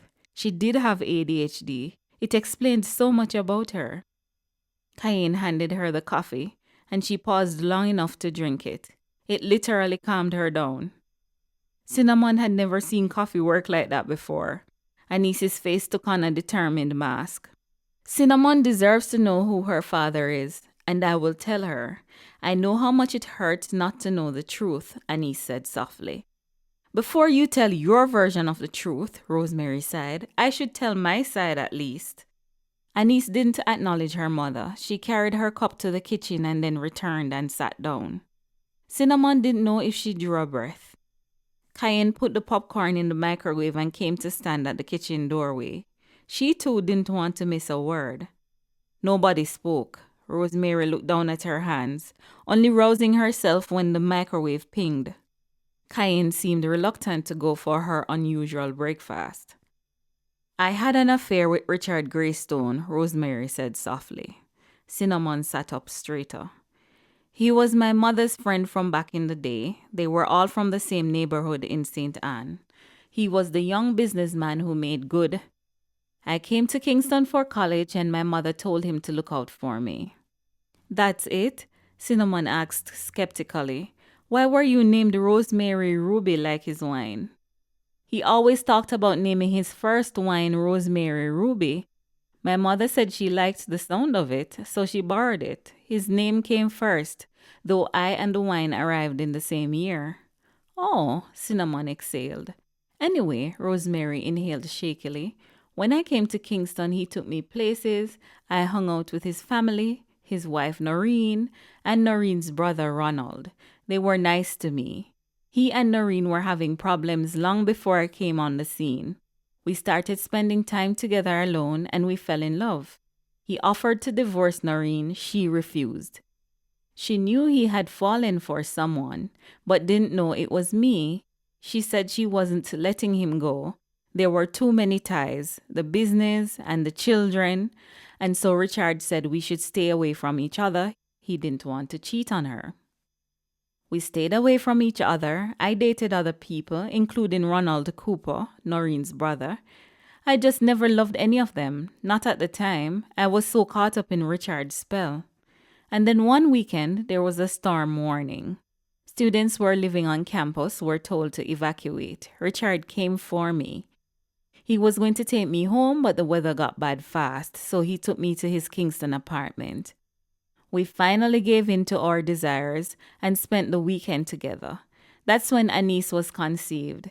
It's not like we had some long-running affair. When Richard learned about the pregnancy, he nudged Ronald to marry me. Ronald knew I was already pregnant when we married, and he knew the baby was Richard's. He just never cared. He was a loving and caring guy. Anise snorted. Loving and caring, my foot. Are you going to let me finish? Rosemary asked. Go ahead, Anise shrugged. Nobody knew what the situation was except for the three of us. Noreen was happy that I had married her brother. She was a fantastic sister-in-law. She said she named Anise, Cinnamon said. Yes, she did, Rosemary nodded. It was among the names in contention for a wine that year. I think they even had a limited quantity done in honor of Anise. Noreen thought Anise was her first niece, and Richard, Ronald, and I were happy to go along with the fiction. Oh, Cinnamon said, that makes sense. Everything was peachy with us, Rosemary sighed, until Ronald told her that Anise wasn't his biological child. She asked me who her father was. I refused to tell her, and then she started pulling away from me. Anyway, as the years passed, Ronald was promoted in their company. We were thriving as a couple and a family. It was just the three of us, and then I got pregnant when Anise was around 8. She totally lost it. She threw tantrums, craved attention on a scale that I did not think was normal, didn't listen, and was increasingly distant. It seemed like the news of my pregnancy had triggered a profound change in Anise, and I struggled to understand the sudden shift in her behavior. As my belly grew, so did the emotional distance between us. She deliberately tried to sabotage my pregnancy. I won't go into details, but it's because of Anise that I lost the baby. You slid down the stairs. It had nothing to do with me, Anise snorted. She has blamed me for that ever since. That's when she turned cold and witchy and didn't care what happened to me after she lost her precious baby. I need more coffee to tell you this. Cain got up and handed her another mug. Anise took a sip and inhaled. Okay, where was I? Nana got pregnant, married Ronald Cooper, and then when she got pregnant again, she turned cold, Cinnamon said. Yes, that's right, Anise nodded. My mother starved me of attention and had Ronald Cooper, the creep, pick up her slack. I thought he was my father, but nobody thought to tell me that he wasn't. Do you know those little books with pictures that children like to be read before bed? Cinnamon nodded. I think so. Well, those weren't the stories Ronald Cooper read to me. His books were filled with naked people doing things to each other. He'd read them, then he'd touch himself, and he'd touch me. I told my mother about it the first time it happened. I could see that she didn't believe me, but she said, don't worry about it, I'll take care of it. The moment you told me he stopped reading to you, Rosemary said, I knew you were setting him up. Oh no, he still read to me. When you were home, it stopped, but when you weren't, Anise took a gulp of her coffee. It was hell. I never left you alone with Ronald after that, Rosemary said. Something within me knew you were going after him. I could feel it. So when I went away on business trips, I arranged for you to stay with Marjorie, our neighbor. And Ronald used to circumvent that by picking me up from school and telling Marjorie he would bring me by later. She didn't know what was happening, so she never protested, Anise said. There was the one time you left for a reggae show. She was the MC and spent the entire weekend. Ronald didn't even bother to take me to Marjorie. He raped me for the whole weekend. Cinnamon closed her eyes. Cayenne gasped. Rosemary snorted in disbelief. And that's the time I ran away, Anise said. He locked me in the house, but I escaped, jumped from the second floor, almost killed myself. I had to stay with people they didn't know because he would have come for me if I stayed with any of their friends. He knew how to pretend to be a good dad in front of people. Luckily, a friend hid me in his room for a few weeks. His mother eventually found me. I told her what happened and why I was hiding in her house like a fugitive, and she called the police. Anise sighed. The police called child services, and little old me got my own caseworker and everything. They heard my story and put me in a group home with other troubled girls. Anise inhaled. I don't know why Rosemary and her husband came for me afterward. I would have been better off in that space. But they came, told the caseworker that I had mental problems, and they had proof. Rosemary had me in therapy for my so-called ADHD. Ronald convinced them that I was an imaginative girl who wanted to have sex with my little boyfriend, and that's why I ran away. And the Child Protection Agency people sent me straight back to hell. Why wouldn't they? My father was a VP at Jamaica's leading winery, and my mother was Rosemary Ruby, the most famous voice on the radio. They were solid middle-class people who lived in a nice neighborhood. Why would they molest their daughter? My so-called caseworker told me that I hurt my parents when I do these antics. Antics! Anise squealed. I hate the word antics to this day. And my smug mother sat there and nodded, agreeing with them, and backed her husband. It's as if she wanted me to suffer. Let me interject here, Rosemary said. I didn't back Ronald. I kept my mouth shut because that little boy was your boyfriend and you were always imaginative. I wanted to hear the true story first. Anise, you're not a reliable source. Maybe I would have believed you if you had not been prone to telling stories and making up lies. When did I tell people fiction and make up lies? Anise asked. Give me one example. You told people that I locked you up in the basement and didn't feed you, Rosemary said. That's the most blatant one. The teacher who you told was appalled. But you did lock me in the basement and starved me, Anise said. I closed the door to your music room, which was in the basement. The lock got stuck and we had to call a locksmith. When freed less than an hour later, you refused to eat what the housekeeper had prepared. You embellished and exaggerated things all the time when you were a kid.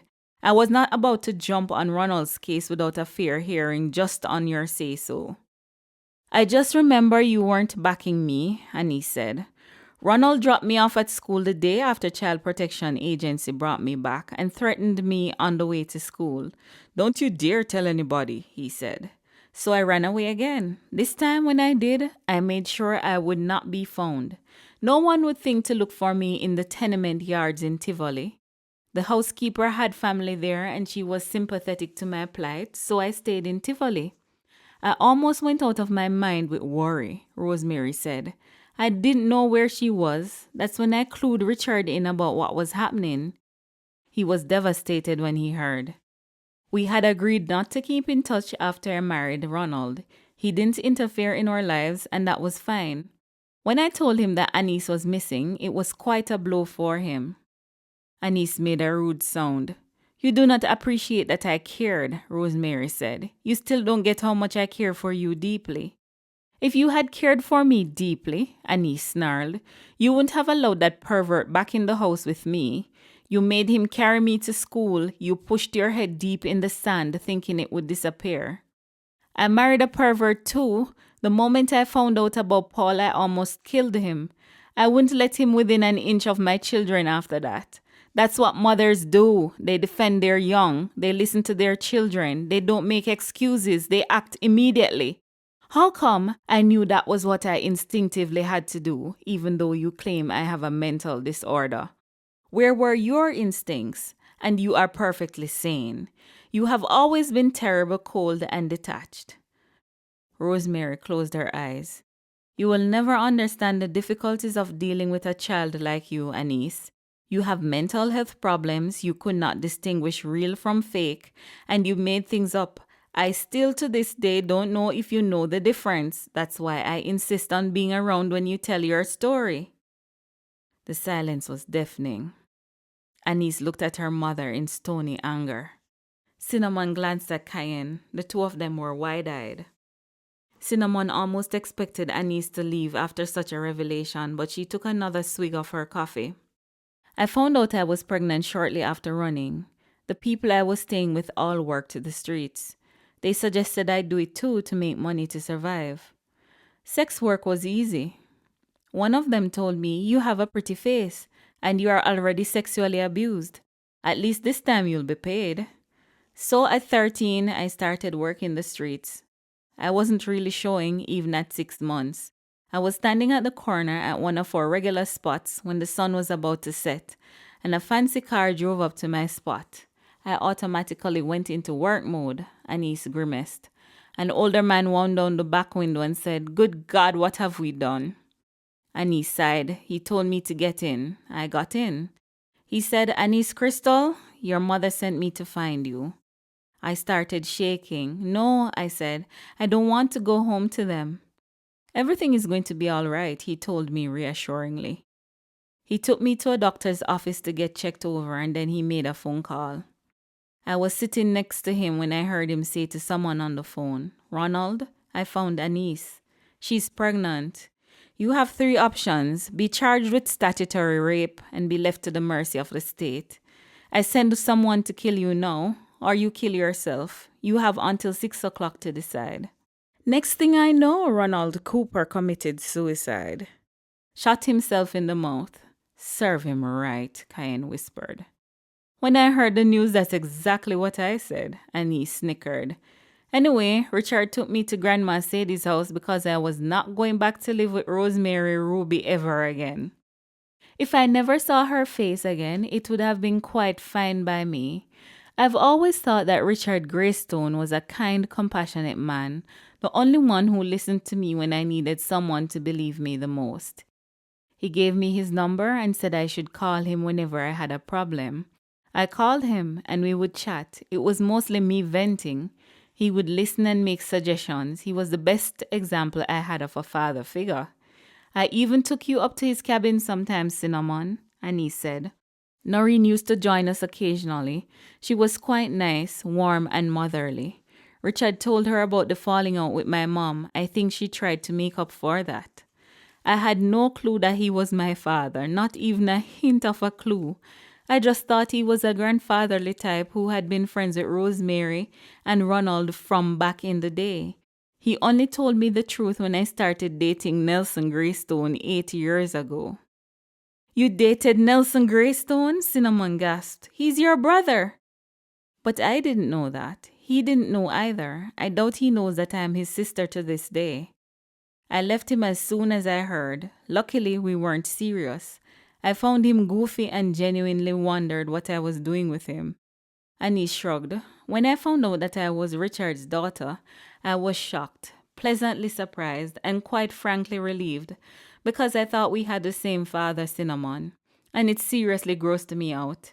I was going to tell you on your birthday. I wanted to tell you the whole story when my dear mother said I shouldn't. She was still in denial over Ronald Cooper and still thinks I'm lying. I agreed not to say anything to you or the public if she paid all of your tuition fees through college and if she gave you this townhouse." Cinnamon glanced at Rosemary. "I thought you gave me the townhouse out of the goodness of your heart, Nana." "I did," Rosemary said with a wry smile. "I also did not want Anise to broadcast our business in the streets. It was a fair exchange for some peace of mind.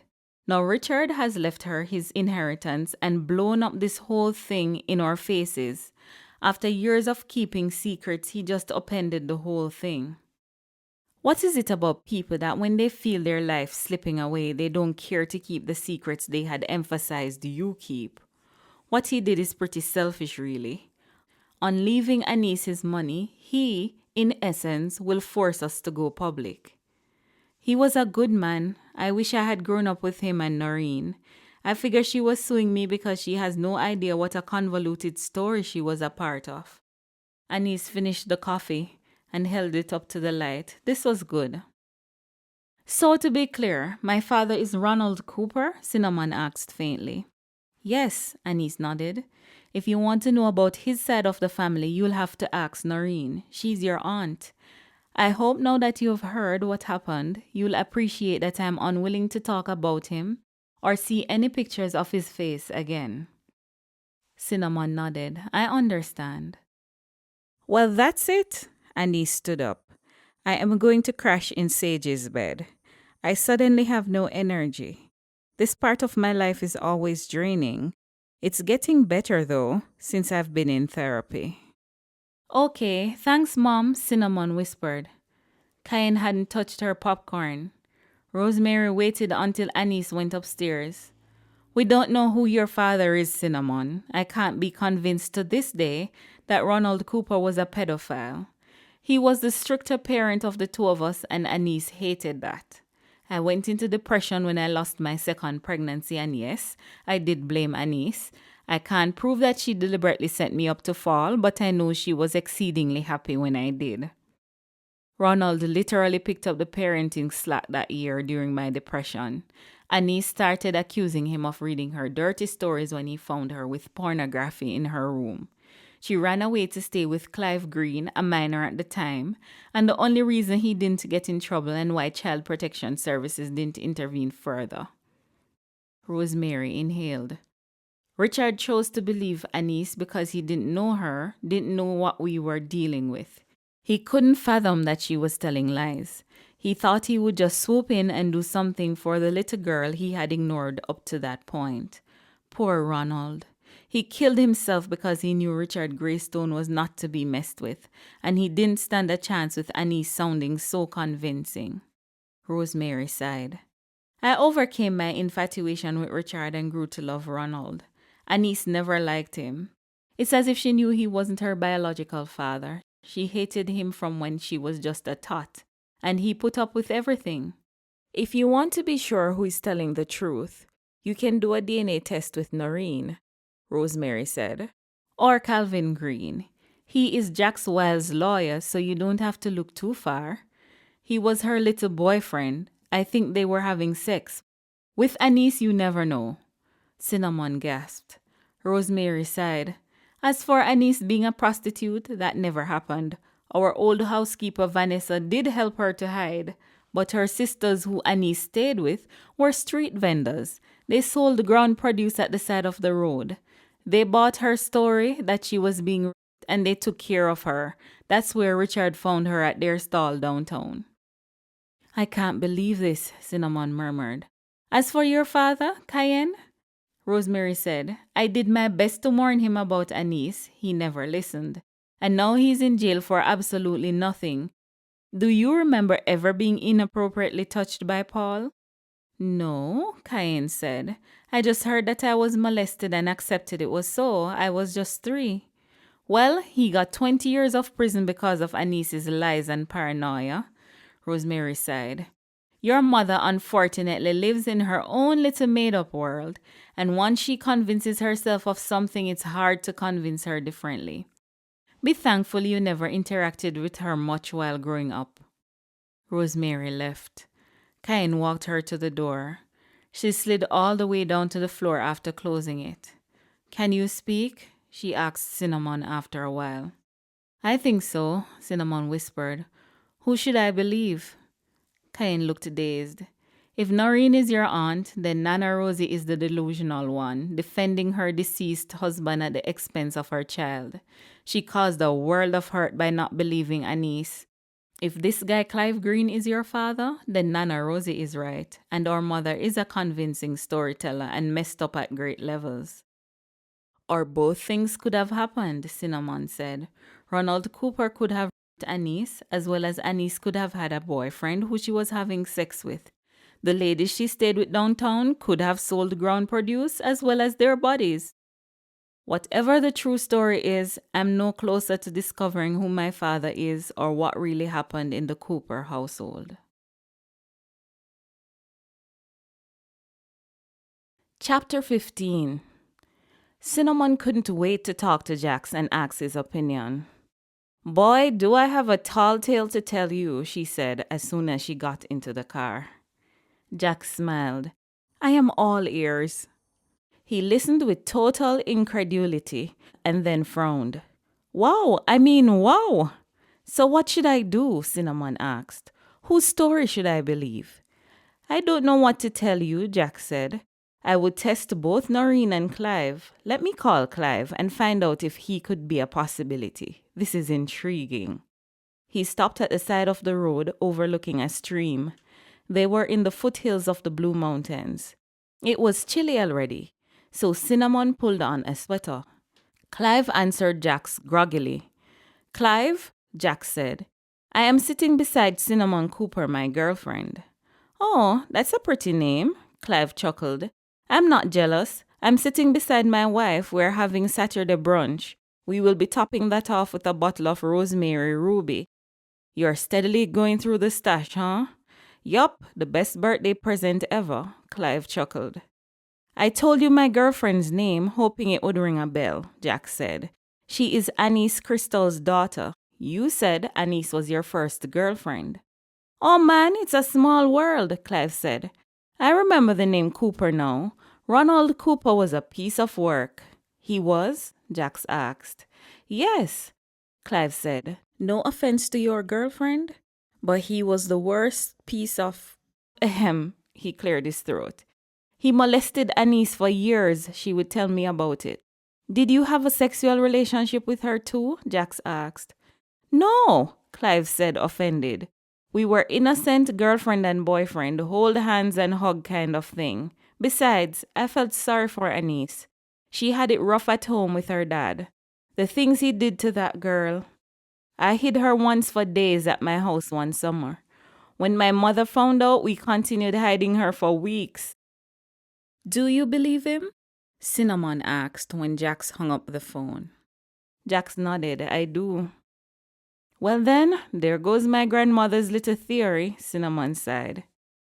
It sucks not to listen to your children, Jax said, and it sucks to keep secrets. I can't wait to speak to Noreen, Cinnamon nodded.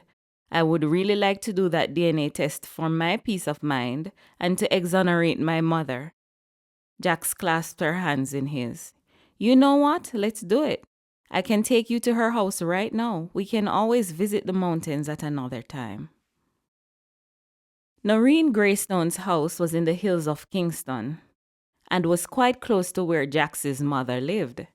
Cinnamon had called ahead and she was home. Jax left her at the entrance so that she could have her private time with Noreen. You don't need an audience for this. He kissed her when she exited the car. I will visit my mom. Call me when you're ready. He drove off, leaving her standing in Noreen Greystone's driveway. The house was painted in white and had a classic timeless quality. The house's exterior had ivy completely covering one side and gorgeous purple roses in clusters near the entrance. Their scent was especially strong the closer you advanced to the front door. Cinnamon stopped and took a deep breath. She closed her eyes and inhaled again. Now, she wished she could bottle and inhale this to uplift her spirit whenever she felt down. It's called ebb tide, Noreen said to her left. She was in full gardening gear, a broad hat and gloves. Today's my gardening day, she smiled at Cinnamon. Oh, Cinnamon smiled. But I was so intrigued to hear what you learned from the ladies in your family. We can recline on the patio if you just walk this way. Have you eaten? No, Cinnamon said. I have been too keyed up to eat. Well then, we can share lunch together, Noreen smiled. The cook made Saturday soup and I have garlic bread fresh and warm from the oven. Noreen led Cinnamon towards the inviting patio. There was a gentle breeze and the distant sound of birdsong, which added to the serene ambience of the place. They settled into comfortable recliners with plush cushions, and Noreen poured fragrant herbal tea into delicate cups. The patio overlooked a breathtaking view of the rolling hills, creating a picturesque backdrop for their conversation. Now, my dear, Noreen began, tell me your story and I will tell you mine. Cinnamon took a moment to savor the aroma of the tea before delving into what she had heard. Noreen listened with rapt attention, nodding knowingly at some parts and frowning heavily at others. Rosemary is wrong, Noreen said. You are indeed Ronald's child. Apparently, Richard did a DNA test with you and my mother when you were a toddler years ago. The results are in his documents if you want to see it. Cinnamon nodded. Apparently, my mother knew about this too, Noreen sighed. She swore Richard to secrecy. She didn't want her only son to be known as a pedophile, and she reasoned that he had already killed himself, so there was no need to rehash things. My mother is dead now, and so is Richard. So he felt free to at least leave me with the truth. Cinnamon shook her head. There were secrets all around. Yes, Noreen said. I learned a lot from the video that Richard left for me. I, like you, feel as if I was blindsided. Cinnamon touched her hand across the table. I'm sorry. No, child, Noreen squeezed her hand in hers. I am the one who is sorry. You are my niece. But it came about at a steep price to your mother. Since that video that Richard sent, I feel like wrapping my arms around Anise and begging her forgiveness. We all failed her. Richard because she was the result of a secret affair. Your mother because she turned a blind eye to what was going on. And my brother, I don't know how he became that way. But you are here, and despite the journey, you are the result. I am hoping we can forge a relationship from here. I'd like that, Cinnamon nodded. Chapter 16. It was a whirlwind leading up to the Greystones' wine launch. Noreen had personally invited Anise and begged her to attend. Cinnamon and Cayenne were going separately. Sage unfortunately had exams and couldn't make it. Cayenne was taking her girlfriend Alex, who had never been to anything so fancy. Alex squealed, "This beats the perfume launch for Davina Shea that you took Cinnamon to instead of me. I can't believe you are related to Richard Greystone and he is your grandfather." Cayenne walked from her room, holding up 2 pairs of shoes. She wore a black dress which emphasized her shape, and her hair was in a curly top knot. She looked really pretty. "Which one, Cinna?" "They look the same," Cinnamon said. "No, they are not. This one has glitter and this one doesn't." Cinnamon chuckled. "The one with glitter will match your dress." "Thanks," Cayenne smiled. "By the way, you look hot." Cinnamon laughed. "I was thinking the same thing about you. Don't be late. Jax is downstairs. See you later." "You look stunning," Jax said when he pulled up at Cinnamon's place and she opened the door. "Wow." Cinnamon smiled. "Thank you. You look great too. It's my first time seeing you in a tux." Jax smiled. "I feel a little nervous about tonight," Cinnamon sighed. "I'll be around," Jax said reassuringly. "What do you think Richard Greystone said in his video?" "I don't have a clue," Jax said. "Maybe it would be a welcome for Anise to the family and a public acknowledgement of her?" Cinnamon nodded. The courtyard at the Greystone Vineyard was simply stunning. It was decorated for the event with thousands of twinkling lights. Tables adorned with elegant white linen and flickering candles were strategically placed, creating an enchanting atmosphere beneath the starlit sky. A live band played jazz melodies in one corner, adding a harmonious backdrop to the festivities. The scent of blooming flowers added a delicate touch to the air, and the gentle hum of conversations and laughter echoed through the courtyard. "This is breathtaking, Jax. It's like stepping into a fairy tale," she said, the awe heavy in her voice. Jax smiled. They went all out. Leo approached with a glass of rosemary ruby in hand. "What do you think of the setup?" "It's great," Jax said. "I love it," Cinnamon said. "Your mother is here," Leo said to Cinnamon. "I don't know what Grandma said to her, but they've been chummy ever since she arrived." Anise was indeed there in a floor-length green dress, minimal makeup, and her hair in a bell around her face. She was, of course, the center of attention, chatting and laughing, as if she had always been a part of that crowd. "What's the name of this new wine?" Cinnamon asked. "Jax didn't tell you?" Leo smiled. "I forgot to ask," Cinnamon said. "I would tell you to wait for the big reveal then, but the name of the wine is Anise Crystal. It was developed years ago, and this year he perfected it."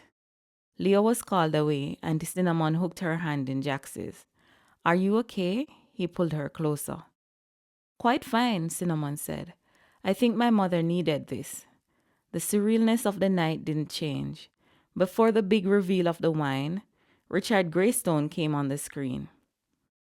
"Good night, everyone. If you're watching me pre-taped, this means that I'm not around.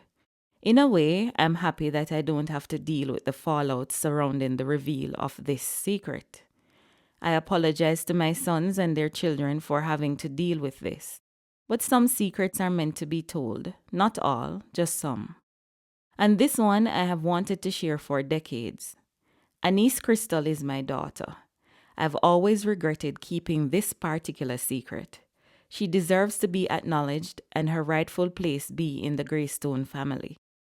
I have rectified that by giving her equal parts of my fortune and shares in the company as her brothers. Anise has had a tough life because of my neglect, and I will be eternally sorry for my hand in that. As you know, my wines tell a story, and this latest one, my Anise Crystal, describes my daughter perfectly. Like the person, the wine is complex, with layers that unfold gracefully over time. It carries a hint of resilience, much like Anise herself, who navigated life's challenges with strength and grace. The wine is bold yet subtle, just like the quiet determination that has defined her journey. Anise Crystal, like the woman it is named after, is a blend of sweetness and depth, capturing the essence of a well-lived life. It has the warmth of family, the richness of experience, and the promise of new beginnings.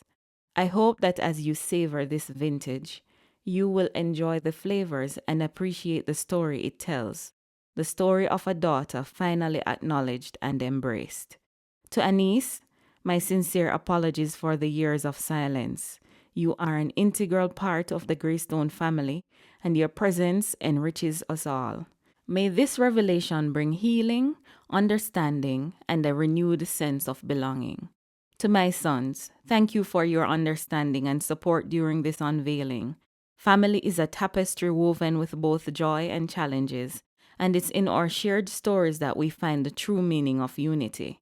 As I step away, I leave with a lighter heart for sharing this long-held secret. May the future of Greystone be as robust and enduring as the wines that bear its name. Good night, and may each glass of Anise Crystal be a toast to new beginnings and the enduring power of family. There were tears in Cinnamon's eyes when the video faded to black. "That's so sweet," she whispered to Jax. There was a crush of people around Anise as she basked in her newfound acceptance. Chapter 17. "Do you want to go home?" Jax asked when they were on their way home for what had turned out to be a fabulous party. "Or do you want to spend the night with me?" "Stay with you," Cinnamon whispered. They headed up to the penthouse floor in silence. "Do you want to talk about it?" Jax asked. "No," Cinnamon shook her head. "I just want you to kiss me and don't stop." "Okay," Jax whispered, pulling her closer. He kissed her gently on the lips. "I love you, Cinnamon Jade Cooper." Cinnamon looked into Jax's eyes, her heart swelling with emotion. "I love you too, Jax Orion Wilde." Jax smiled in relief. "Good." He kissed her on her ear and shivers ran up her spine. "I've been carrying around a pack of flavored condoms," Cinnamon said. "My mother gave them to me for my birthday." Jax chuckled. "We'll find use for them." He led her to the bedroom and closed the door behind them. The soft glow of city lights filtered through the large windows, casting a warm ambiance in the room. Jax turned to Cinnamon, his eyes filled with affection. "I'm glad you're here with me," Jax said, his voice low and intimate.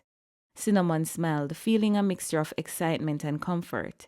"Me too," she replied, her fingers tracing a gentle path along Jax's chest. As they stood there, the atmosphere between them shifted and the air was charged with anticipation. Jax leaned in to kiss Cinnamon again, their connection deepening. The passion between them grew, and soon they found themselves lost in each other. Hours passed as they explored the depths of their emotions and desires.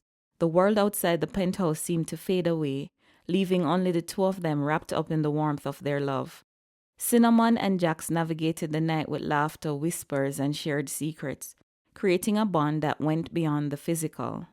In the quiet moments that followed, as they lay tangled in each other's arms, Cinnamon felt a sense of contentment she had never known before. Jax gently brushed a strand of hair from her face, his gaze tender. "I'm glad you're in my life, Cinnamon," Jax said, his words filled with sincerity. "Me too, Jax," Cinnamon replied, her heart brimming with happiness. "I never want this moment to end." "It doesn't have to. We can spend all weekend together, and better yet, the rest of our lives." Epilogue. 18 months later. It was Jaxon Cinnamon's baby shower. They had just found out they would have a boy. All the family had gathered in Noreen's backyard. Blue and silver streamers and balloons were everywhere, creating a convivial atmosphere. Jax was hugging the karaoke machine, dedicating all his songs to Cinnamon, who dutifully blew him kisses after every rendition.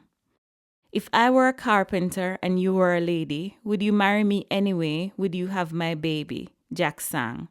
Sure, honey, Cinnamon said. I would marry you again and have your baby, of course. She cupped the large mound in front of her. I can't wait to have your baby. This boy is resting on my bladder. Cayenne sat beside her and grinned. You have me to thank for meeting him, you know. If you hadn't come to that perfume launch, you wouldn't be here happy and content. I know, Cinnamon smiled. Thank you. I see you invited Nana Rosie, Cayenne said. She and Mom are conspicuously avoiding each other. I don't know what the latest flare-up is. Nana Rosie apologized for not believing her when she was a child. They both went to counseling and are doing much better. Cinnamon shrugged. It's always something with them. You should put them beside each other in the family picture, Cayenne giggled. Let them hug it out. I don't want to risk a quarrel, Cinnamon said. The day has been going so well. Don't distract me. Jax is singing my favorite line from the song. Cayenne smiled. Jax belted out, see my love through loneliness. See my love through sorrow. I'm giving you my onlyness. Come give me your tomorrow. That's my man, Cinnamon chuckled, rocking as he sang. He sounds so good. Cayenne nodded. He does sound great. They clapped when Jax finished his song. Anise took the mic from him. We get it, Jax, you love your wife. Everyone around them laughed. Jax came over, sat close, and kissed her. Did you like that last song? Loved it. Cinnamon caressed his face and looked at him lovingly. Ladies and gentlemen, family and friends, Anise said. As many of you may know, I have been slowly dabbling in the wine business. In other words, I show up at the office daily and learn stuff. In exchange for my dedication, my nephew Leo has graciously offered that I develop and name the next wine in the Spice and Stone series. I racked my brain trying to come up with an acceptable Spice and Stone wine that would knock the socks off of everyone. I went to the lab and tried different formulas, but nothing spoke to me. Then lo and behold, Cinnamon became pregnant and found out it was a boy, and I thought, how novel it would be for me to name the next wine in honor of my grandson. Now I must say, when I first ran the idea by Cinnamon, she was not excited about it, but she made me promise to take my ADHD meds for 6 months first, never missing a day. I haven't missed a day, Anise continued. Cinnamon groaned. Good God, what did I get myself into? Jax chuckled. It's a Spice and Stone. How bad can it be? Our child could be called Chili Gold, Cinnamon muttered, or Mustard Topaz. Can you imagine the children in his class calling him Musty Top? Come here, Musty Top. Jax chuckled. Anise raised her glass, a glint of pride in her eyes. I put a lot of thought and a lot of tasting into this. Ladies and gentlemen, family and friends, as a matter of fact, what is in your glasses is a sample of my earnest efforts. Jax took a sip of his wine and closed his eyes. It is good. Excellent, Cayenne added. I wish I could taste it, Cinnamon said. What is jumping out at you? It may very well be better than Rosemary Ruby. Jax took another sip. Anise has talent. She may be better than Richard. Anise overheard and smiled. So let's raise our glasses to the newest addition to our family and to a new chapter in the Greystone wine collection, Valerian Jet. The crowd erupted in applause. VJ for short. Jax chuckled. Cinnamon smiled. Well, that's not bad. Jax gave her a reassuring squeeze. It's good, very good. Told you it couldn't be that bad. In fact, it has a nice buzz to it. Valerian Jet Wilde. I love it, he whispered with a grin. And I love you. I love you too, Cinnamon smiled. Now and forever.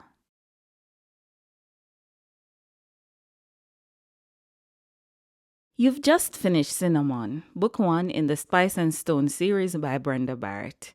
If you enjoyed this story, the journey continues in Book 2, Cayenne. You can find Cayenne and the rest of the Spice and Stone series on Audible or visit brennalbar.com to explore more books, audiobooks, and upcoming releases. If you enjoyed listening, please like, subscribe, and share your thoughts in the comments. Your support helps bring more stories to life. You'll also find direct links in the description box below where you can read or listen to the full series. Thank you for listening, and I'll see you in the next story.